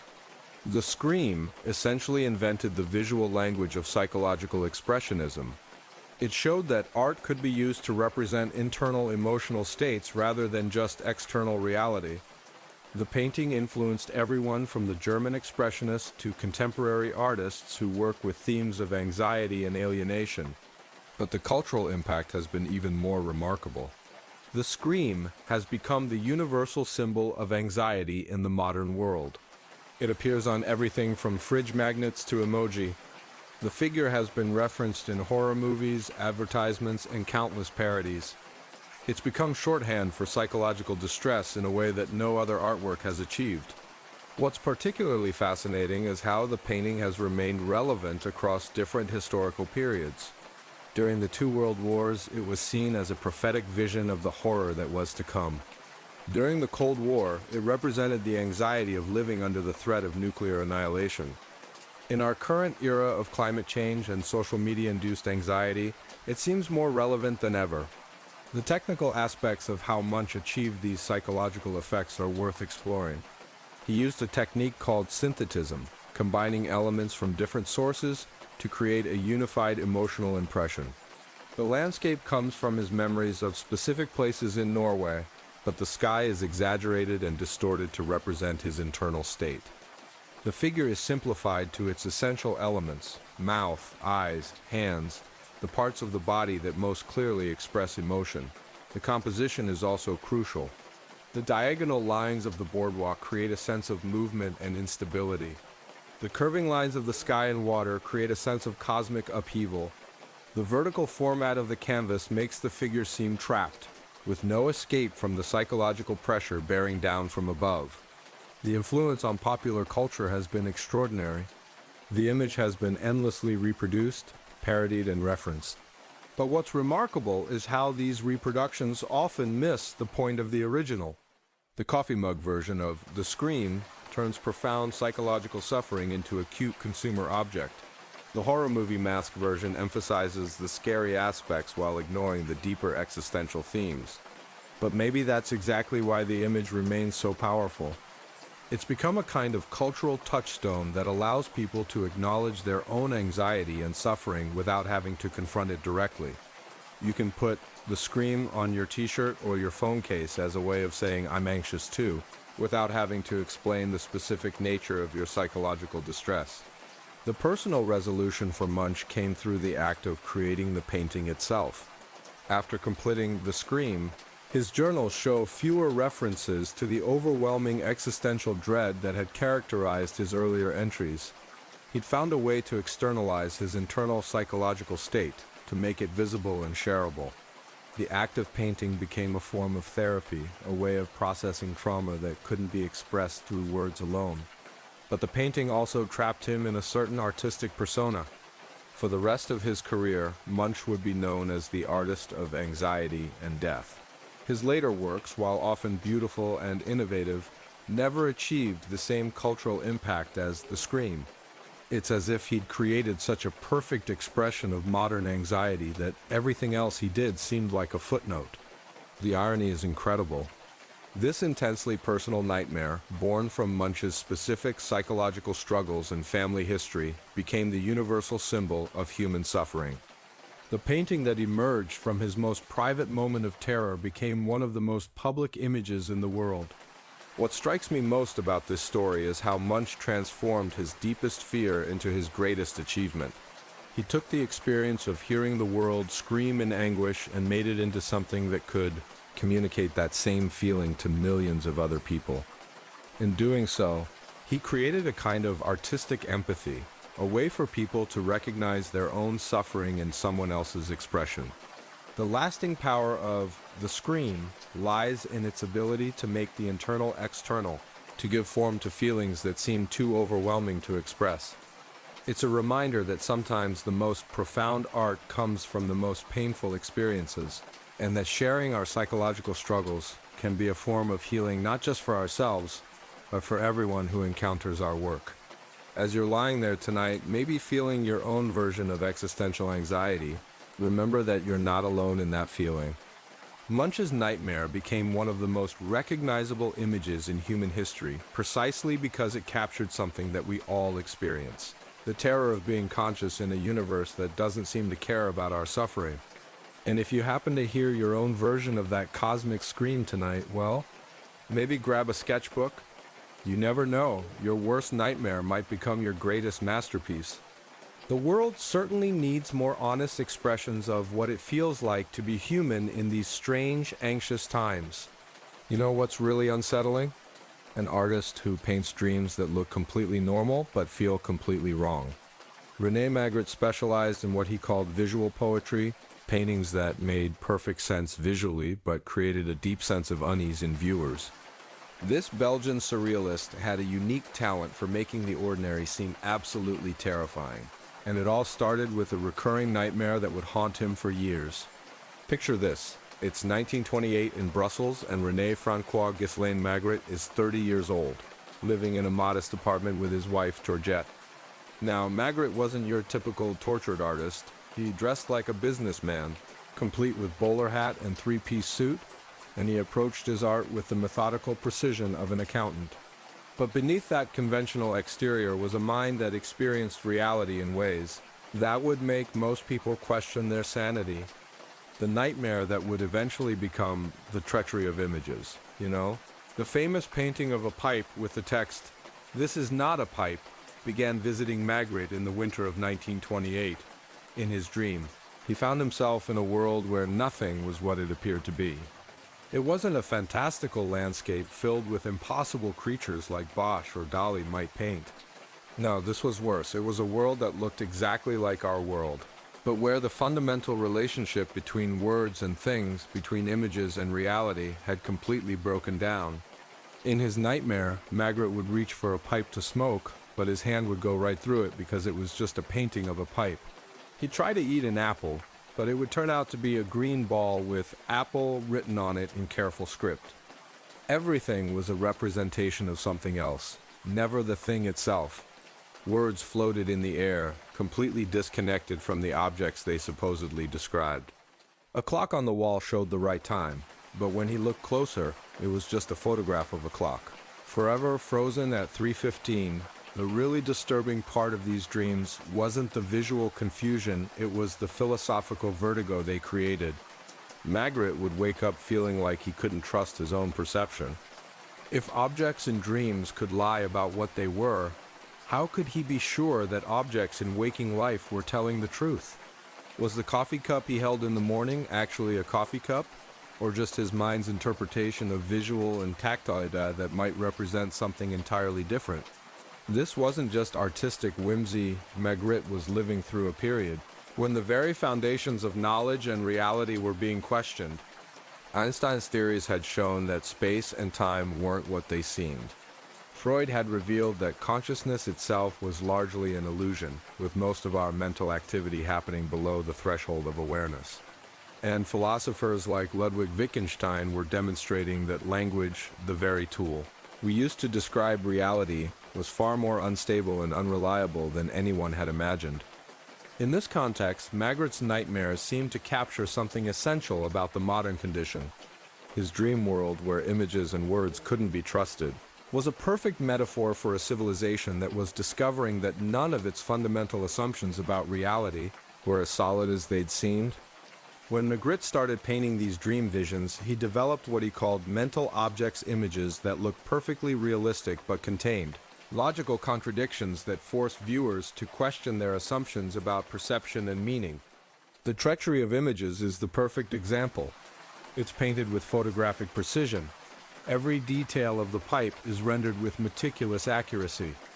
But the text below it, "Chechi nest payo any pipe," this is not a pipe, creates an immediate cognitive dissonance. The genius of this approach is that it makes the viewer complicit in the philosophical problem. Your brain sees the image and immediately thinks pipe, but then you read the text and have to pause. Well, of course, it's not a pipe, it's a painting of a pipe. You can't stuff it with tobacco, you can't light it, you can't smoke it. But then you start wondering, what makes a real pipe more real than this painted one? Is it just a matter of function? Of material? Or is there something more fundamental about the relationship between things and our perception of them? Magritte's technique was crucial to achieving this effect. He painted with what he called academic precision, using traditional realistic techniques to create surfaces so smooth and detailed they looked almost photographic. But he used this hyperrealistic style to depict scenes that challenged the very concept of realism. The result was a visual paradox that made viewers feel like they were experiencing his nightmares firsthand. The psychological impact was profound. People reported feeling disoriented and anxious when looking at Magritte's paintings, even though they couldn't always articulate why. The images seemed familiar and comforting on the surface, but they contained these subtle wrongnesses that created a persistent sense of unease. It was like looking at your own living room and slowly realizing that all the furniture had been replaced with exact replicas that were somehow fundamentally different from the originals. But let's dig deeper into the specific nightmare that inspired the treachery of images. Magritte's journals from this period describe a recurring dream where he found himself in what appeared to be an art gallery, but every painting on the walls was labeled incorrectly. A landscape was labeled Portrait of a Woman, a still life was labeled The Battle of Waterloo, and so on. As he walked through the gallery, he began to suspect that the labels might actually be correct, and that his eyes were lying to him about what the paintings actually showed. The dream reached its climax when Magritte came across a painting of himself painting a pipe, but the label read, "This is not René Magritte painting a pipe." As he stared at the painting, he began to question whether he was actually René Magritte, whether the figure in the painting was actually painting, and whether the object being painted was actually a pipe. The nightmare ended with him standing in front of a mirror, unable to determine whether his reflection was really him or just an image that had been mislabeled as him. This nightmare reflected Magritte's deep anxiety about the nature of identity and representation. As an artist, his job was to create images that represented reality, but what if representation itself was impossible? What if every image was inevitably a lie, a betrayal of the thing it claimed to represent? These questions weren't just philosophical abstractions for Magritte, they were psychological torments that kept him awake at night. The historical context makes these anxieties even more understandable. Magritte was living through the aftermath of World War I, a conflict so brutal and senseless that it had shattered many people's faith in civilization itself. The old certainties about progress, reason, and human nature had been blown apart along with the trenches of the Western Front. In this atmosphere of disillusionment, even basic concepts like truth and reality seemed unreliable. Photography was also changing how people thought about images and representation. For the first time in history, it was possible to create images that were mechanically accurate rather than interpretively artistic. But this raised uncomfortable questions. If a photograph could capture reality more accurately than a painting, what was the point of painting? And if photographs could be manipulated or staged, how could any image be trusted? Magritte's solution was to embrace the uncertainty rather than fight it. Instead of trying to create more accurate representations of reality, he created images that acknowledged their own limitations and contradictions. His paintings weren't trying to fool viewers into thinking they were real. They were trying to make viewers think about what real actually means. The treachery of images became one of the most influential artworks of the 20th century, but not because it was beautiful or emotionally moving in traditional ways. It was influential because it changed how people thought about the relationship between images and reality. It showed that art could be a form of philosophy, a way of investigating fundamental questions about knowledge and perception. The painting technique Magritte used was deceptively simple but incredibly effective. He painted on a white canvas with a limited palette of browns, blacks, and earth tones, creating an image that looked almost like a technical illustration from a catalog or manual. The pipe itself is rendered with perfect accuracy. Every curve and shadow is exactly where it should be. But this very accuracy is what makes the text below it so disturbing. The more realistic the image, the more jarring the reminder that it's not actually the thing it represents. The influence of this single painting on contemporary art and culture cannot be overstated. It essentially invented the concept of conceptual art that's more concerned with ideas than with visual beauty or emotional expression. Every artwork that asks viewers to think rather than just feel, every piece that questions its own nature and assumptions owes something to Magritte's breakthrough. But the personal consequences for Magritte were complex. Creating the treachery of images seemed to provide some relief from the philosophical anxiety that had been plaguing his dreams. His journals show that after completing the painting, his nightmares about misnamed objects became less frequent and less disturbing. But the painting also trapped him in a particular artistic persona for the rest of his career. He would be known as the artist who painted visual paradoxes and philosophical puzzles. The really fascinating thing about Magritte's approach is how he found a way to make intellectual concepts viscerally disturbing. Philosophy is usually an abstract academic pursuit, but Magritte found a way to make philosophical problems feel like physical threats. When you look at the treachery of images, you don't just understand intellectually that representation is problematic, you feel it in your gut, the way you might feel dizzy when looking down from a great height. This technique of making abstract ideas concrete and unsettling would influence everything from advertising to contemporary art to popular culture. Every advertisement that plays with the relationship between image and text, every movie that questions the nature of reality, every meme that creates meaning through juxtaposition, all of it uses techniques that Magritte pioneered in his nightmare paintings. The resolution of Magritte's relationship with these philosophical nightmares came through the act of sharing them with the world. By painting his anxieties about representation and meaning, he discovered that he wasn't alone in these concerns. Other artists, philosophers, and ordinary viewers recognized their own uncertainties in his work.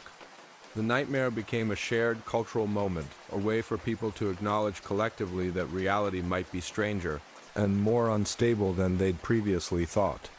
As you're lying there tonight, maybe looking at the ceiling or the walls of your room, remember that everything you see is really just an interpretation, a construction that your brain creates from incomplete sensory data. Magritte's nightmare about the unreliability of images and words might seem abstract, but it's actually a very practical concern. In an age of deep fakes, manipulated photos, and virtual reality, his questions about the relationship between representation and reality are more relevant than ever. And if you happen to dream about objects that refuse to be what they appear to be, well, you're experiencing the same philosophical vertigo that drove one of the most influential artworks of the modern era. Sweet dreams, and try not to think too hard about whether the pipe you're dreaming about is really a pipe, or just your mind's way of organizing visual data into something familiar and comprehensible.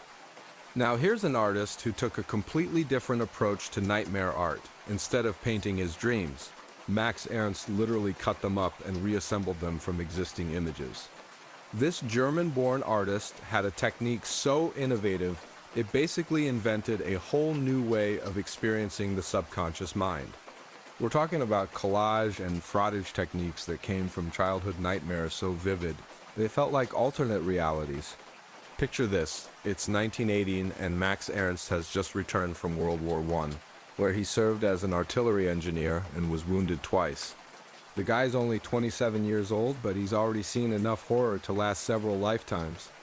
He's back in Cologne, but the city is occupied by British forces and there's political and economic chaos everywhere. Ernst later wrote that Max Ernst died the 1st of August, 1914, the day he was drafted. The person who came back from the war was someone entirely different. But here's where Ernst's story gets really fascinating. The nightmares that would define his artistic career didn't start with the war. They began when he was just a child. As a kid growing up in the heavily forested Rhineland region, Ernst had recurring dreams about being lost in vast, impenetrable forests where the trees seemed alive and hostile. He described the feeling as being hemmed in on all sides by hostile trees. But the really disturbing part wasn't just the claustrophobic forest setting, it was that in these dreams, everything seemed to be made of fragments from different sources, like his mind was cutting up reality and reassembling it in impossible ways. The specific nightmare that would eventually lead to his revolutionary collage technique happened when Ernst was about 10 years old. He had a fever from measles, and during his delirium, he experienced what he called a fever vision that would haunt him for decades. In this dream, he found himself in a world that looked like it was constructed entirely from illustrations cut out of books, newspapers, and magazines. Victorian ladies' heads were attached to bird bodies, scientific diagrams were blended with Gothic illustrations from novels, and everything felt both familiar and completely alien at the same time. The really unsettling thing about this childhood nightmare wasn't the visual weirdness, it was the narrative confusion it created. Ernst would be trying to read or understand these fragmented images, but they kept rearranging themselves into new combinations before he could make sense of them. A picture of a locomotive would suddenly sprout wings and fly away, leaving behind only the text that had been describing it. A medical illustration of a human skeleton would transform into a fashion advertisement, but the bones would still be visible underneath the elegant dress. When Ernst grew up and started making art, he realized he could recreate this dream logic by physically cutting up images and recombining them. His technique, which he called systematic bewilderment, involved taking illustrations from 19th century sources, Victorian novels, natural history journals, technical manuals, mail order catalogs, and surgically removing elements to create new, impossible narratives. His masterpiece in this technique was Une Semaine de Bonté, A Week of Kindness, a 5-volume collage novel he created in just 3 weeks during the summer of 1933 while staying in Vigolino, Italy. The work comprises 182 images that tell a story without words, using only the visual language of reassembled fragments. Each volume corresponds to a different day of the week and explores themes like violence, transformation, and the darker aspects of human nature. The genius of Ernst's approach was that he found a way to make other people experience the disorientation of his childhood nightmares. When you look at his collages, your brain tries to make sense of the impossible combinations, creating the same confused, unsettled feeling that characterized his fever dreams. A woman's elegant Victorian dress might have bird wings emerging from the sleeves, or a proper gentleman might have the head of a lion. And somehow these combinations feel both absurd and eerily plausible. But Ernst didn't stop with collage. In 1925, he developed another technique called frottage, the French word for rubbing, which came directly from another type of recurring nightmare. He'd been staring at the weathered wooden floorboards of his studio in Montmartre when he suddenly remembered a childhood dream about the wooden panel of his bed. In the dream, the grain of the wood would come alive, forming faces and figures that would emerge and disappear as he watched. So Ernst laid sheets of paper over various textured surfaces and rubbed them with charcoal or graphite, allowing unexpected forms to emerge. He used everything from tree bark to fabric, from leaves to wire mesh, creating what he called the sudden augmentation of my visionary facilities. The technique relied on chance and spontaneity, making it perfect for accessing the unconscious mind and recreating the unpredictable logic of dreams. He later adapted this technique to oil painting, calling it grattage from the French word meaning to scrape. He would place textured materials under a canvas, apply layers of paint, then scrape away sections to reveal the hidden patterns underneath. The results looked like landscapes from another dimension, forests that seemed both organic and geometric, creatures that were part human and part machine, skies that looked like they were made of fossilized dreams. The psychological impact of Ernst's nightmare-based techniques was profound. His collage novels created what scholars call narrative vertigo, the same disorienting feeling you get in dreams, when the story keeps changing without warning. One moment you're looking at a Victorian domestic scene, the next moment the same figures are floating through space or transforming into mythological creatures. The effect is both fascinating and deeply unsettling, like watching reality itself become unstable. Ernst's approach to translating nightmares into art was more systematic than most artists. He developed what he called the inner eye, a way of synthesizing the objective and subjective worlds by closing his physical eyes and looking inward, then combining those internal visions with external reality. His collages weren't just random combinations of images. They were carefully constructed to recreate specific psychological states and dream experiences. The historical context makes Ernst's nightmare techniques even more significant. He was living through the collapse of rational civilization during and after World War I. Traditional art forms seemed inadequate to express the horror and absurdity of modern life. So, Ernst invented new forms that could capture the fragmented, discontinuous nature of trauma and memory. His collages became a visual language for representing psychological states that couldn't be expressed through conventional means. The influence of Ernst's collage nightmares on subsequent art cannot be overstated. He essentially invented the visual vocabulary of postmodern art, the idea that meaning could be created by combining disparate elements, that narrative could be non-linear, that images could be more powerful when they contradicted rather than supported each other. Every artist who works with appropriation, every filmmaker who uses surreal montage techniques, every graphic designer who creates meaning through unexpected juxtapositions owes something to Ernst's nightmare visions. But the personal cost of creating these works was significant. Ernst described the process of making his collage novels as both exhilarating and exhausting.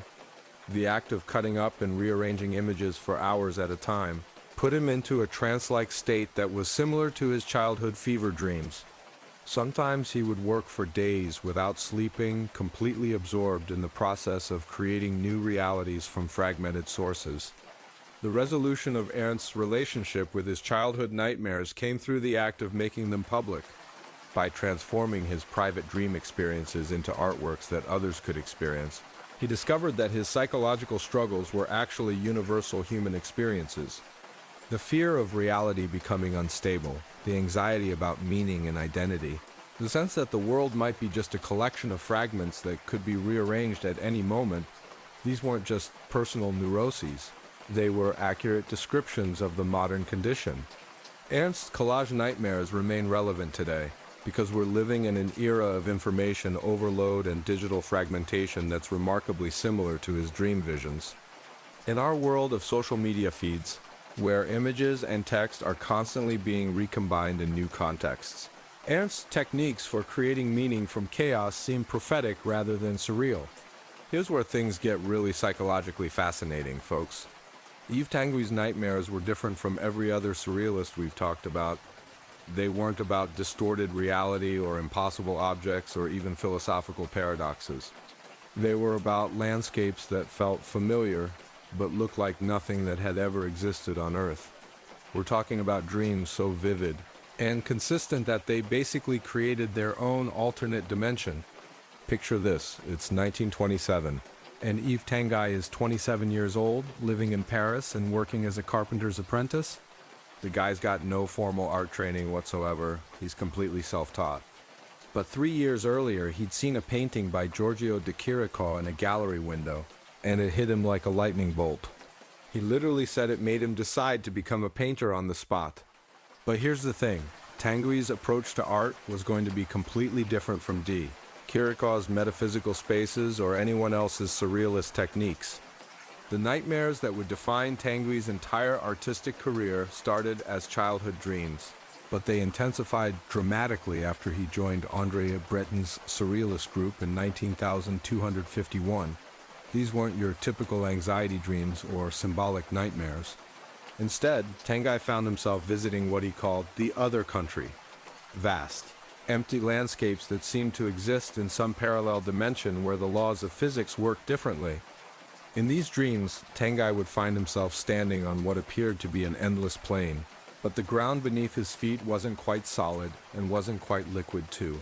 It had this weird, organic quality, like walking on the surface of a vast, calm sea that had somehow been frozen in time, but still retained its fluid properties.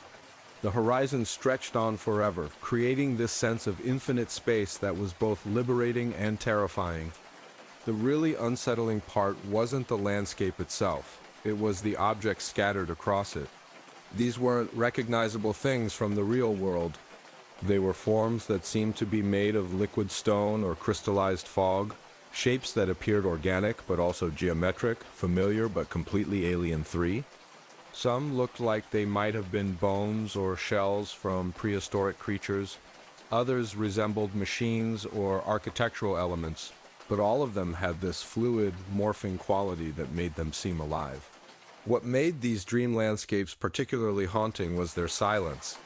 Tanguy described them as the quietest places he'd ever experienced, not just an absence of sound, but a quality of silence that seemed to absorb even the possibility of noise.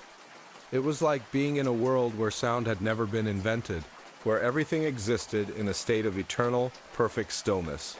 The colors in these nightmares were unlike anything Tanguy had ever seen in waking life. The sky would be this pale, luminous blue-gray that seemed to glow from within, while the ground had these subtle variations of beige, tan, and gray that somehow managed to suggest both infinite depth and perfect flatness. Occasionally, there would be flashes of more vivid colors, a pink cloud, a yellow object, a red shadow, but these accents only made the overall palette seem more otherworldly. But here's where Tanguy's nightmares get really psychologically complex. Unlike other artists who experienced their dreams as chaotic or threatening, Tanguy found these landscapes deeply peaceful.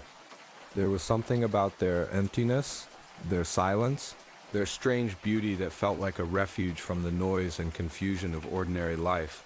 He'd wake up from these dreams feeling refreshed rather than disturbed, but also with an overwhelming desire to return to that other country. The historical context makes these dreams even more significant. Tanguy was living through the aftermath of World War I, a period when the entire European worldview had been shattered by unprecedented violence and destruction. The old certainties about progress, civilization, and human nature had been blown apart, leaving behind a landscape that felt almost as alien and empty as Tanguy's Dream Visions 5. In this atmosphere of cultural devastation, Tanguy's peaceful dream landscapes offered a kind of alternative reality where the human capacity for destruction couldn't reach. These weren't post-apocalyptic wastelands, they were pre-human spaces, places that existed outside of history and time, where the endless cycle of violence and rebuilding had never begun. When Tanguy started painting these nightmare visions, he developed a technique that was remarkably different from other surrealists. Instead of using the spontaneous, chaotic methods favored by artists like Max Ernst, Tanguy painted with meticulous precision, working slowly and methodically to recreate the exact quality of light and space he'd experienced in his dreams. He would start with the horizon line and the sky, then gradually add the mysterious objects, building up the composition layer by layer until it perfectly matched his dream memories. His breakthrough painting, "Mama, Papa is wounded," from 1927 came directly from one of these recurring nightmares. In his dream, he'd found himself in his familiar empty landscape, but this time there was a sense of impending tragedy. The objects scattered across the plain seemed to be in positions that suggested some kind of catastrophe had occurred. But the catastrophe itself was invisible, existing only as a feeling in the air. The painting shows Tanguy's characteristic infinite landscape populated with these mysterious biomorphic forms, shapes that seem to be part plant, part animal, part machine, but wholly alien too. There's a sense of narrative without any clear story, a feeling of meaning that can't be decoded through rational analysis. The title, which Tanguy claimed he found in a psychiatric textbook, adds another layer of mystery without providing any real explanation. What's particularly fascinating about Tanguy's approach is how he managed to make these completely invented landscapes feel absolutely real. When you look at his paintings, you don't feel like you're looking at fantasy art. You feel like you're looking at photographs of places that actually exist, even though you know they're impossible. The precision of his technique, the consistency of his vision, the way light and shadow work in these spaces, everything contributes to creating a sense of documentary realism about completely imaginary worlds. The psychological impact of these paintings was profound.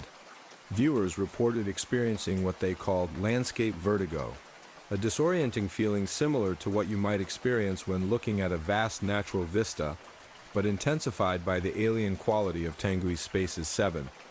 Carl Jung actually used one of Tanguy's paintings to illustrate his theories about the collective unconscious, arguing that these dream landscapes tapped into archetypal fears and desires that were universal across human cultures. Jung interpreted Tanguy's work as representing what he called cosmic inhumanness, the terrifying and beautiful reality of a universe that exists completely independently of human consciousness and concerns 7. But unlike other artists who depicted cosmic themes through dramatic, threatening imagery, Tanguy found a way to make this cosmic indifference feel peaceful rather than hostile. The technique Tanguy developed for translating his liquid landscapes into paint was remarkably sophisticated. He would begin each painting by establishing the horizon line and the overall atmospheric conditions, working with thin layers of paint to create surfaces that seemed to glow with their own inner light. Then he would gradually add the mysterious objects, using a combination of precise brushwork and subtle color variations to make them appear both solid and ethereal. The influence of Tanguy's nightmare landscapes on subsequent art was enormous. His technique of painting impossible spaces with photographic precision influenced everyone from Salvador Dalí to contemporary science fiction artist One. His ability to create convincing alternate realities helped establish the visual vocabulary that we still use today to depict alien worlds, future landscapes, and other dimensions. But what really sets Tanguy apart is how he managed to make emptiness feel full of meaning. His landscapes are almost entirely empty, vast spaces with just a few scattered objects, but they're charged with psychological and emotional content. It's like he found a way to paint the feeling of being alone in the universe, but make that aloneness feel beautiful rather than terrifying. The resolution of Tanguy's relationship with his liquid landscapes came through the act of painting them. By externalizing these dream visions, by making them visible to other people, he discovered that his private psychological experiences were actually shared by viewers who had never had similar dreams. The paintings became a kind of collective, unconscious space where people could experience the same sense of cosmic wonder and peaceful isolation that characterized his nightmares. Tanguy continued to paint these otherworldly landscapes throughout his career, gradually developing new variations and exploring different emotional territories within his dream country. When he moved to the United States in 1939, his landscapes became more colorful and complex. But they retained their essential quality of being places that felt like home even though they existed nowhere on Earth 5. The lasting power of Tanguy's liquid landscapes lies in their ability to make the impossible feel inevitable. These aren't just weird dream images, they're convincing alternate realities that make viewers question the boundaries between the imagined and the real. In our current era of virtual reality and digital simulation, Tanguy's painted dreams seem remarkably prophetic, showing us that the most powerful alternate realities are the ones that feel more real than reality itself.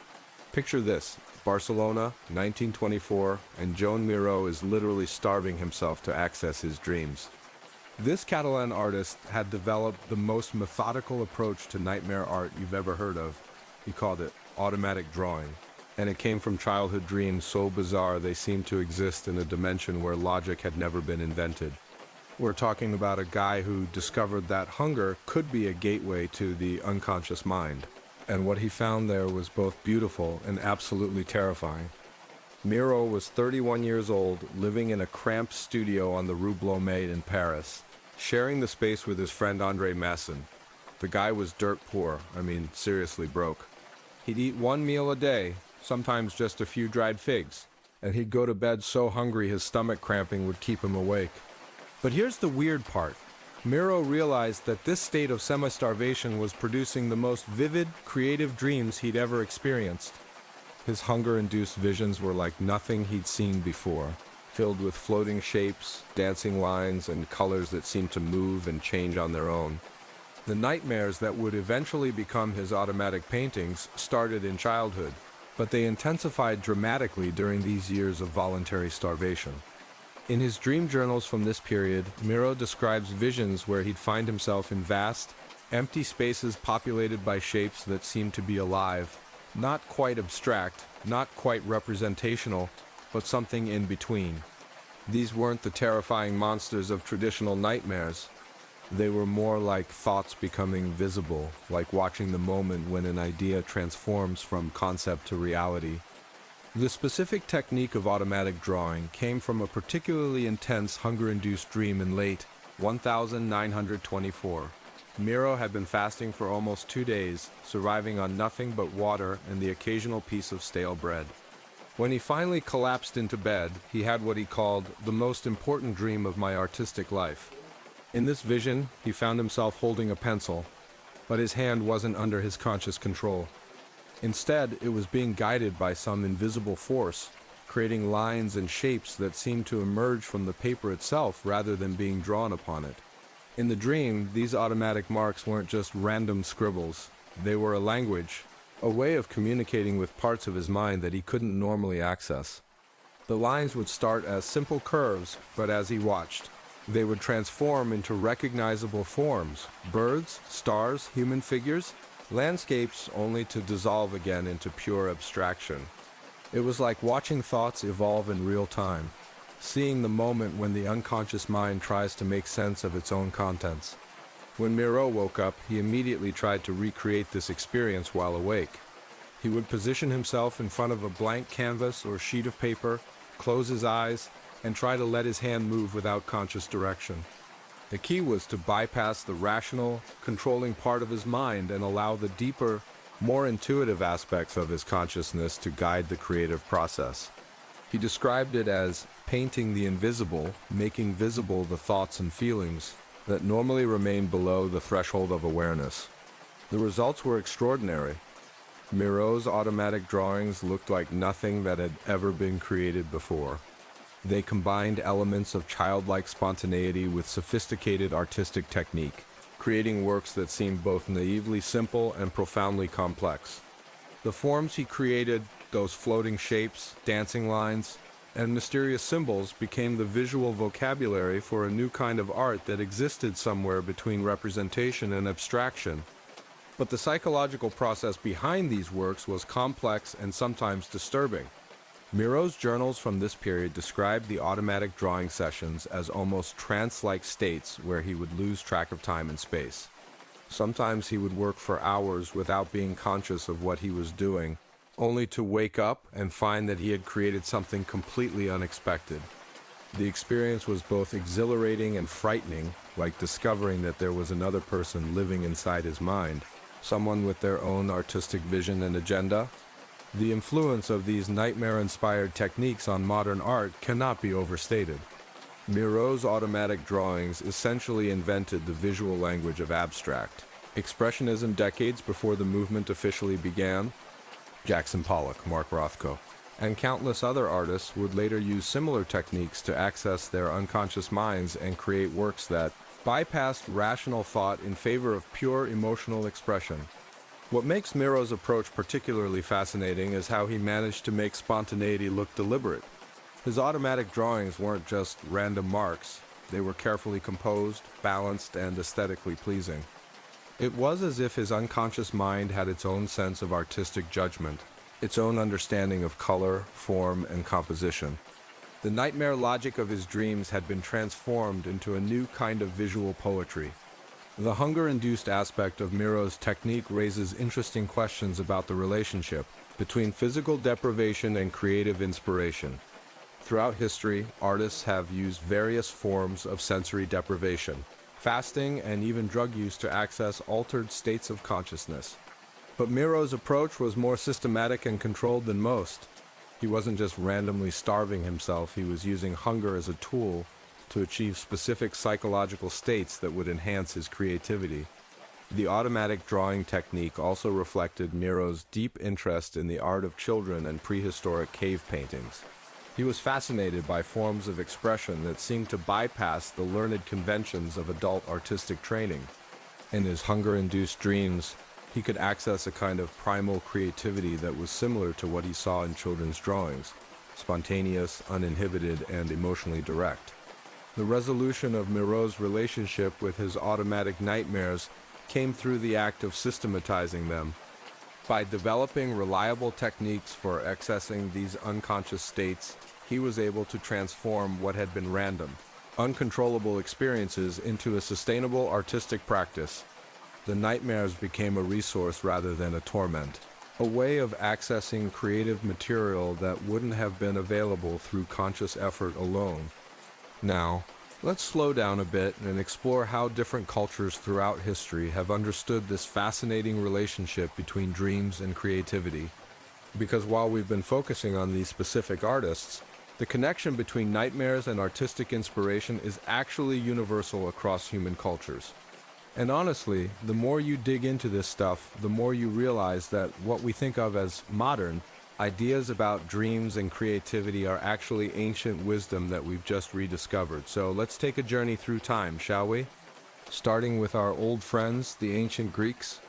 Now, these folks didn't just stumble into their understanding of dreams, they built an entire philosophical framework around it. The Greeks believed that dreams were direct communications from the gods. But here's where it gets interesting. They distinguished between different types of divine dreams. Clear, prophetic dreams came from the gods themselves. Think of those epic visions that heroes would receive before going into battle. But the confusing, disturbing dreams? Those came from what they called demons, not demons as we think of them today, but these intermediary spirits that existed between the human and divine realms. And here's the really fascinating part. Greek artists actually sought out these confusing, demon-inspired dreams because they believed they contained the most powerful creative material. They developed techniques specifically for inducing nightmares. We're talking about sleeping in uncomfortable positions, eating foods that caused indigestion, even sleeping in sacred caves where the earth's vapors were thought to produce visions. Basically, they were doing everything they could to have the ancient equivalent of what we'd call bad trips, because they knew that's where the most intense creative inspiration lived. Think about that for a moment. While most people are trying to avoid nightmares, these ancient artists were actively courting them. They understood something that we're only just beginning to rediscover through modern neuroscience, that the brain's most creative states often occur when normal logical processes are disrupted. When you're uncomfortable, anxious, or in an altered state of consciousness, your mind makes connections that it wouldn't normally make. The Greeks figured this out thousands of years ago, just through careful observation and experimentation. The Romans took a different approach entirely. They believed that dreams were memories from the future that the sleeping mind could somehow access experiences that hadn't happened yet. Roman artists would keep detailed dream journals, looking for patterns and recurring images that might provide glimpses of artistic works they were destined to create. It sounds crazy, but when you think about it, this idea isn't that far from what we now know about how the brain processes information during sleep. Modern neuroscience has shown that during REM sleep, the brain is essentially doing what computer programmers would call defragmenting. It's taking all the information you've absorbed during the day and reorganizing it, creating new connections between different memories and ideas. So in a sense, the Romans were right. Dreams can show us futures that don't exist yet, not through prophecy, but through the brain's natural ability to recombine existing information in novel ways. Moving into the medieval period, things get more complicated. Christian culture had this really conflicted relationship with dreams.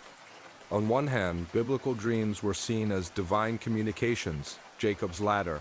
Joseph's dreams about Mary's pregnancy, the dreams that warned the wise men not to return to Herod, these were clearly messages from God. But on the other hand, disturbing dreams were often attributed to demonic influence. So medieval artists had to be really careful about claiming that their work was inspired by dreams, especially nightmares. But they found ways around this restriction. They'd claim that their disturbing imagery was meant to warn viewers about the dangers of sin, turning nightmare visions into moral instruction. This is why medieval art is absolutely packed with incredibly detailed depictions of hell, demons, and various torments. Artists like Hieronymus Bosch weren't just painting fantasies. They were claiming to paint accurate representations of spiritual realities that had been revealed to them in dreams. It was like having a hall pass for exploring the darkest corners of human imagination, as long as you framed it as religious education. The Renaissance brought a more scientific approach to dreams and creativity. Artists like Leonardo da Vinci kept detailed notebooks where they recorded their dreams alongside their artistic sketches and scientific observations. Da Vinci believed that dreams were the mind's way of working through problems that couldn't be solved during waking hours. He developed this technique he called dream incubation before going to sleep. He'd spend time intensively studying a particular artistic or scientific problem. Then he'd sleep with a notebook next to his bed, and when he woke up, he'd immediately write down any dream images or ideas that might relate to the problem he'd been working on. This technique actually worked remarkably well. Some of Da Vinci's most famous inventions, including his designs for flying machines, came directly from dreams where he found himself soaring through the air, observing the mechanics of flight from a bird's perspective. He was essentially using his dreams as a laboratory for testing ideas that were too dangerous or impossible to test in waking life. The Romantic period of the 18th and 19th centuries saw an explosion of interest in dreams as a source of artistic inspiration. Romantic artists believed that dreams revealed truths about human nature that couldn't be accessed through rational thought. They saw nightmares as particularly valuable because they stripped away social conventions and revealed the raw, primal aspects of human experience. This is when we start seeing the emergence of Gothic art and literature works that were specifically designed to recreate the feeling of nightmares in audiences. Artists like Francisco Goya weren't just painting what they'd seen in dreams. They were trying to create visual experiences that would trigger nightmare-like responses in viewers. They understood that art could be a kind of controlled psychological experiment, a way of exposing people to intense emotions in a safe environment. This idea that art could be used to explore and process difficult psychological states would become central to modern therapeutic approaches. The 20th century brought psychology into the mix in a big way. Freud's theories about the unconscious mind had a massive impact on artists, particularly the surrealists. They believed that dreams were the royal road to the unconscious, and that by painting their dreams, they could access and express aspects of human experience that had been repressed by civilization. But here's where it gets really interesting. Modern neuroscience has shown that many of the surrealists' intuitions about dreams were remarkably accurate. During REM sleep, the brain shows increased activity in areas associated with emotion, memory, and visual processing, while showing decreased activity in areas associated with logical reasoning and self-censorship. This means that dreams really are a kind of uncensored creative process. The brain is making new connections between ideas without the usual constraints of logic or social appropriateness. When artists paint their dreams, they're literally capturing the brain's natural creative process in action. Contemporary research has taken this even further. Scientists have found that artists who regularly paint or draw their dreams show increased creativity in their waking work. The act of translating dream imagery into visual form seems to strengthen the neural pathways between the brain's creative and expressive centers. It's like the brain is learning to access those uncensored, highly creative states more easily, even when awake. There's even evidence that the specific content of nightmares can influence artistic style in predictable ways. Artists who have recurring nightmares about confinement tend to create more abstract, geometric work. Artists who have nightmares about transformation or metamorphosis tend to create more fluid, organic forms. Artists who have nightmares about isolation tend to create stark, minimalist compositions. It's as if nightmares don't just provide content for art, they actually shape the fundamental visual language that artists use to express themselves. But perhaps the most fascinating discovery is that this relationship between dreams and creativity isn't just about individual artists, it's about entire cultures. Anthropologists have found that societies with rich dream traditions tend to produce more innovative art, literature, and even scientific discoveries. When a culture values dreams and takes them seriously as sources of knowledge and inspiration, it creates an environment where creative thinking flourishes. This makes sense when you think about it. Dreams are essentially the brain's way of thinking outside the box, of making connections that wouldn't occur during normal waking consciousness. Cultures that encourage people to pay attention to their dreams, to share them, to take them seriously as sources of insight. These cultures are essentially teaching their members to value and cultivate non-rational creative thinking. And that brings us full circle to our original artists. Goya, Dalí, Bosch, de Chirico, Munch. These weren't just individual geniuses who happened to have vivid dreams. They were part of cultural traditions that understood the creative value of nightmare experiences. They lived in times and places where artists were expected to push boundaries, to explore the darker aspects of human experience, to translate the impossible into the visible. As we drift toward the end of this historical journey, it's worth reflecting on what this means for us today. We live in a culture that often dismisses dreams as meaningless neural static, that medicates away anxiety and discomfort, that values rational thinking above all else. But maybe we're missing something important. Maybe those ancient Greeks were onto something when they actively sought out disturbing dreams as sources of creative inspiration. The science certainly suggests that we should be taking our dreams more seriously. Not as prophecy or divine communication, but as windows into the brain's most creative processes.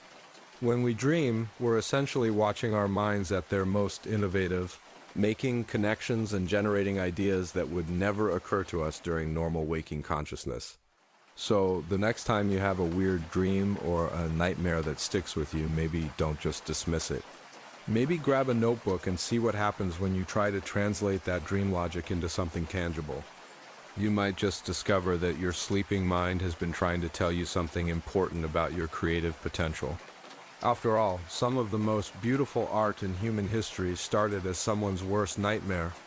That's got to tell us something about the hidden creative power that lives in the darkest corners of our minds. Now, before we drift off completely, let me share some lesser-known stories about dreams and art that most people have never heard. These are the kind of tales that make you question whether reality is stranger than fiction, or if fiction has just been catching up to reality all along. Here's something that'll make you think twice about collaborative art projects. And honestly, it's so bizarre it sounds like something out of a psychological thriller. In 1938, two artists named Ethel Colquhoun and Desmond Morris, and yes, that's the same Desmond Morris who would later become famous for writing The Naked Ape, discovered that they'd been having identical nightmares for months. Not similar nightmares, mind you, identical ones, down to the smallest, most disturbing details. Both artists were living in London at the time, completely unaware of each other's existence. Colquhoun was a surrealist painter who'd been influenced by André Breton's automatic drawing techniques, while Morris was still a young art student trying to find his voice. But for 3 months straight, both of them had been waking up in cold sweats from the same recurring nightmare about a vast library filled with books that screamed when opened. Picture this. In their shared dream, they'd find themselves in this enormous, cathedral-like library with shelves that stretched up into darkness. The books were bound in what looked like human skin, and when you approached them, you could hear this faint whimpering coming from the pages. But the really disturbing part came when you actually opened one of these books. Instead of words on the pages, there would be tiny, living mouths that would begin screaming in unison. Not just sound, but this full body, existential scream that seemed to come from the deepest parts of human suffering. Both artists had been independently painting these screaming books, each thinking they were dealing with their own private psychological trauma. Colquhoun's paintings showed abstract representations of open books with dark, gaping forms emerging from them. Morris was creating more literal interpretations, detailed paintings of library scenes where the books themselves seemed to be in agony. The discovery of their shared nightmare happened completely by accident. Morris was visiting a gallery opening where some of Colquhoun's work was being displayed, and when he saw her painting The Library of Sorrows, he literally collapsed. The gallery owner thought he was having some kind of medical emergency, but Morris was just overwhelmed by seeing his own private nightmare rendered in someone else's artistic style. When they finally met and compared notes, The similarities were so precise it was almost impossible to believe. They'd both dreamed of the same library layout, the same types of books, even the same specific screams coming from particular volumes. The only difference was their perspective. Colquhoun always dreamed from the viewpoint of someone floating above the library, looking down, while Morris always experienced it from ground level, walking through the aisles. So they decided to do something unprecedented. They would create a collaborative painting, working simultaneously on the same canvas without being able to see what the other was painting. They set up 2 easels back to back in Colquhoun's studio, with a large canvas stretched between them. Each artist worked on their own side, painting their version of the screaming library while being completely unable to see what their collaborator was creating. The session lasted 6 hours, and neither artist spoke during the entire process. When they finally finished and looked at the completed work, they discovered something that art historians still can't fully explain. The 2 sides of the painting weren't just compatible, they were perfectly complementary. Colquhoun's aerial perspective on one side flowed seamlessly into Morris's ground-level view on the other, creating a single, coherent composition that looked like it had been planned and executed by a single artist. But here's the really eerie part. After completing this collaborative work, both artists stopped having the nightmare entirely. It was as if the act of painting together had somehow resolved whatever psychological tension was creating the shared dream. Modern sleep researchers have documented similar cases of what they call contagious dreams, situations where people in close proximity begin sharing similar nightmare imagery.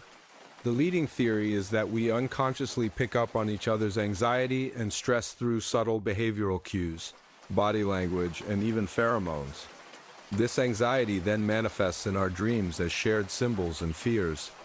But Colquhoun and Morris had never met before their nightmares began, which makes their case particularly puzzling. Moving on to an even stranger story that borders on the supernatural, and look, I'm usually pretty skeptical about this kind of thing, but sometimes reality just refuses to behave rationally. In 1952, an artist named Remedios Varo, a Spanish-Mexican surrealist who'd fled to Mexico during World War II, painted a series of works she called the Night Paintings. Now, Varo was already known for her mystical, alchemical imagery, but these paintings were different. She claimed that each one depicted a different person's nightmare, but here's the strange part. She'd never met any of these people. Varo said that she'd developed the ability to dream other people's dreams through a meditation technique. She'd learned from a Tibetan monk she'd met in a cafe in Mexico City. The technique involved what she called psychic osmosis, the idea that consciousness could somehow bleed between individuals during the vulnerable state of sleep. She would go to bed with the intention of experiencing someone else's nightmare, focusing her mind on the concept of shared suffering, and then she'd wake up and paint whatever she'd seen. The paintings themselves were extraordinary, these incredibly detailed, dreamlike scenes that combined Varo's signature style with imagery that felt foreign to her usual symbolic vocabulary.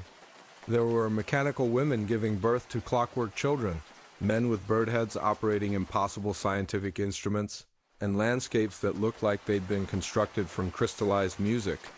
When the paintings were exhibited at the Galleria Diana in Mexico City, something truly extraordinary happened. Dozens of people came forward claiming that Varo had painted their exact nightmares, dreams they'd never told anyone about, private visions they'd been carrying in secret for years. A middle-aged businessman recognized a painting of a man trapped inside, a giant mechanical clock as his recurring nightmare about time consuming his life. A young woman saw her nightmare about being transformed into a musical instrument in another painting. An elderly professor identified his dream about teaching a classroom full of skeleton students.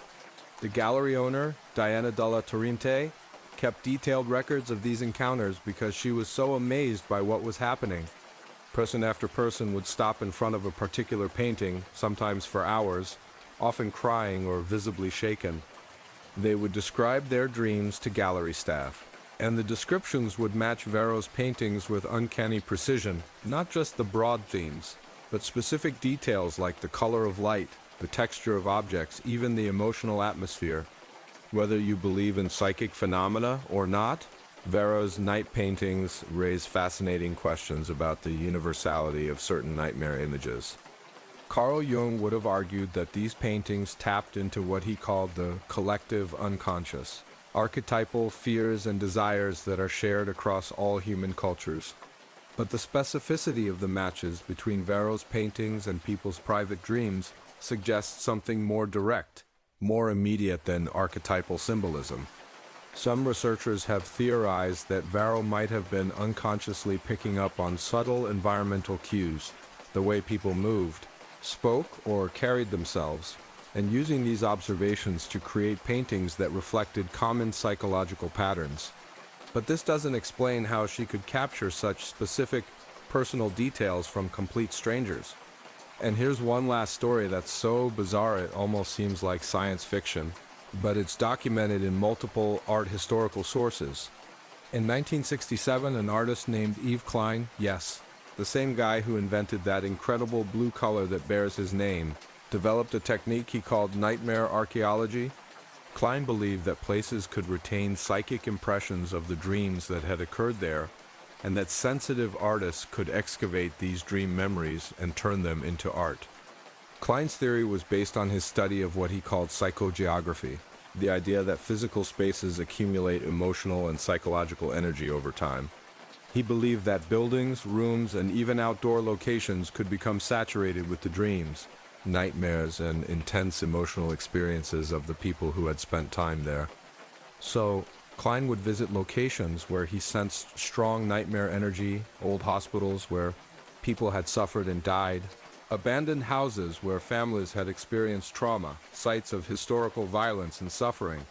He'd spend the night in these places, trying to dream the dreams of people who had been there before, attempting to access what he called the psychic residue of human experience. His technique was remarkably systematic. He would arrive at a location in the late afternoon, spend several hours walking through the space and reading its emotional atmosphere, then set up a simple sleeping area, usually just a thin mattress and a single blanket. He'd try to position himself in spots where he felt the nightmare energy was strongest. Often this would be near windows, in corners, or in rooms that felt particularly oppressive or sad. Klein would then enter what he called receptive sleep, a state where he tried to make his mind as passive and open as possible, like an empty canvas waiting to be painted on.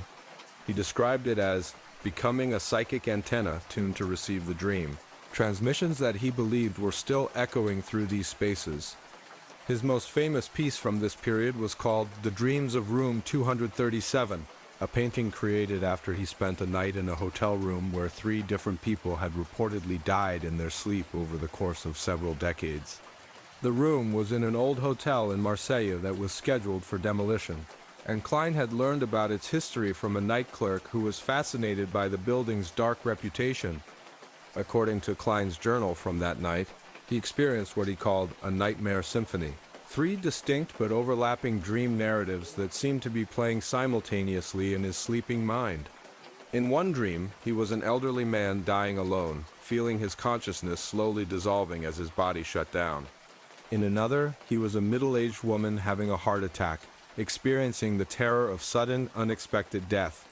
In the third, he was a young man who had taken his own life, floating above his body and watching his own death with a mixture of relief and regret. The painting Klein created from this experience is unlike anything else in his body of work. Instead of his usual monochromatic blue canvases, The Dreams of Room 237 is a complex, multi-layered composition that seems to show 3 different figures occupying the same space at different times. The colors shift from deep blues to grays to blacks, with areas that seem to glow with their own internal light. Whether Klein was actually accessing other people's dreams or just creating art based on his own psychological responses to these emotionally charged spaces, his work raises interesting questions about the relationship between place, memory, and consciousness. Modern neuroscience has shown that the brain is incredibly sensitive to environmental cues, smells, sounds, lighting conditions. Even electromagnetic fields can influence our mental states in ways we're not consciously aware of. Some researchers have suggested that Klein might have been unconsciously picking up on subtle environmental factors that influenced his dreams, the way old buildings smell, the quality of light filtering through aged windows, the sounds of settling wood and shifting foundations. These sensory inputs could have triggered dream content that felt alien and unfamiliar, leading him to believe he was accessing other people's experiences. But there's also the possibility that Klein was tapping into something we don't yet understand about consciousness and memory. Quantum physicists have theorized about the possibility of information being stored in the quantum structure of matter itself, what some have called quantum memory. If consciousness can somehow imprint itself on physical spaces, then Klein's nightmare archaeology might have been a legitimate form of psychic investigation. These stories remind us that the connection between dreams and art is more mysterious and complex than we might initially think.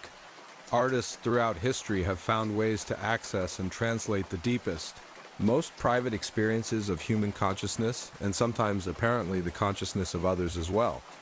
Whether these phenomena can be explained through conventional psychology, quantum physics, or something even stranger, they demonstrate the profound human need to share our inner experiences, to make the invisible visible, to transform private psychological struggles into public art that can be understood and appreciated by others. As you're lying there tonight, drifting towards sleep, remember that you're entering a realm that connects you not just to your own unconscious mind, but potentially to the vast network of human consciousness that spans across time and space. Your dreams might be more than just personal psychological events. They might be part of a larger conversation that humanity has been having with itself for thousands of years. And if you happen to dream about screaming books, or find yourself painting someone else's nightmare, or discover that a place holds the dreams of people who came before you, well, you're participating in one of the oldest and most mysterious aspects of human creativity. Sweet dreams, and remember, sometimes the most profound art comes from the spaces between waking and sleeping, between self and other, between what we know and what we can only imagine. If you're somehow still awake at this point, which honestly would surprise me, I hope you've enjoyed this journey through the dark, twisted, and surprisingly beautiful world of nightmare art. It's been quite a ride, hasn't it? From Goya's cannibalistic gods painted on dining room walls to Dalí's melting clocks, from Bosch's impossible gardens to de Chirico's empty piazzas that feel like they're haunted by the ghosts of meaning itself. You know what fascinates me most about these artists? They didn't just have bad dreams. They had the audacity to think their nightmares were worth sharing with the world. And thank God they did. Because some of the most profound art in human history came from people who looked at their worst fears and said, you know what? This needs to be a painting. Think about it for a moment. These artists took the most private, terrifying experiences of human consciousness, those moments when we're alone with our deepest fears, when reality becomes fluid and logic dissolves, and they made them public. They turned their personal hells into universal statements about what it means to be human. That takes a special kind of courage, doesn't it? Before you drift off tonight, I'd love to know where you're listening from and what time it is in your part of the world. Are you in New York at midnight, fighting insomnia? In London at 5 a.m., having given up on sleep entirely? Maybe you're in Tokyo, listening to this during your morning commute, which is honestly a bit surreal when you think about it, absorbing stories about nightmare art while heading to work. And if you're an artist yourself, or if you've ever had a dream that felt so vivid, so meaningful, that you thought it deserved to be something more than just a fading memory, drop a comment below.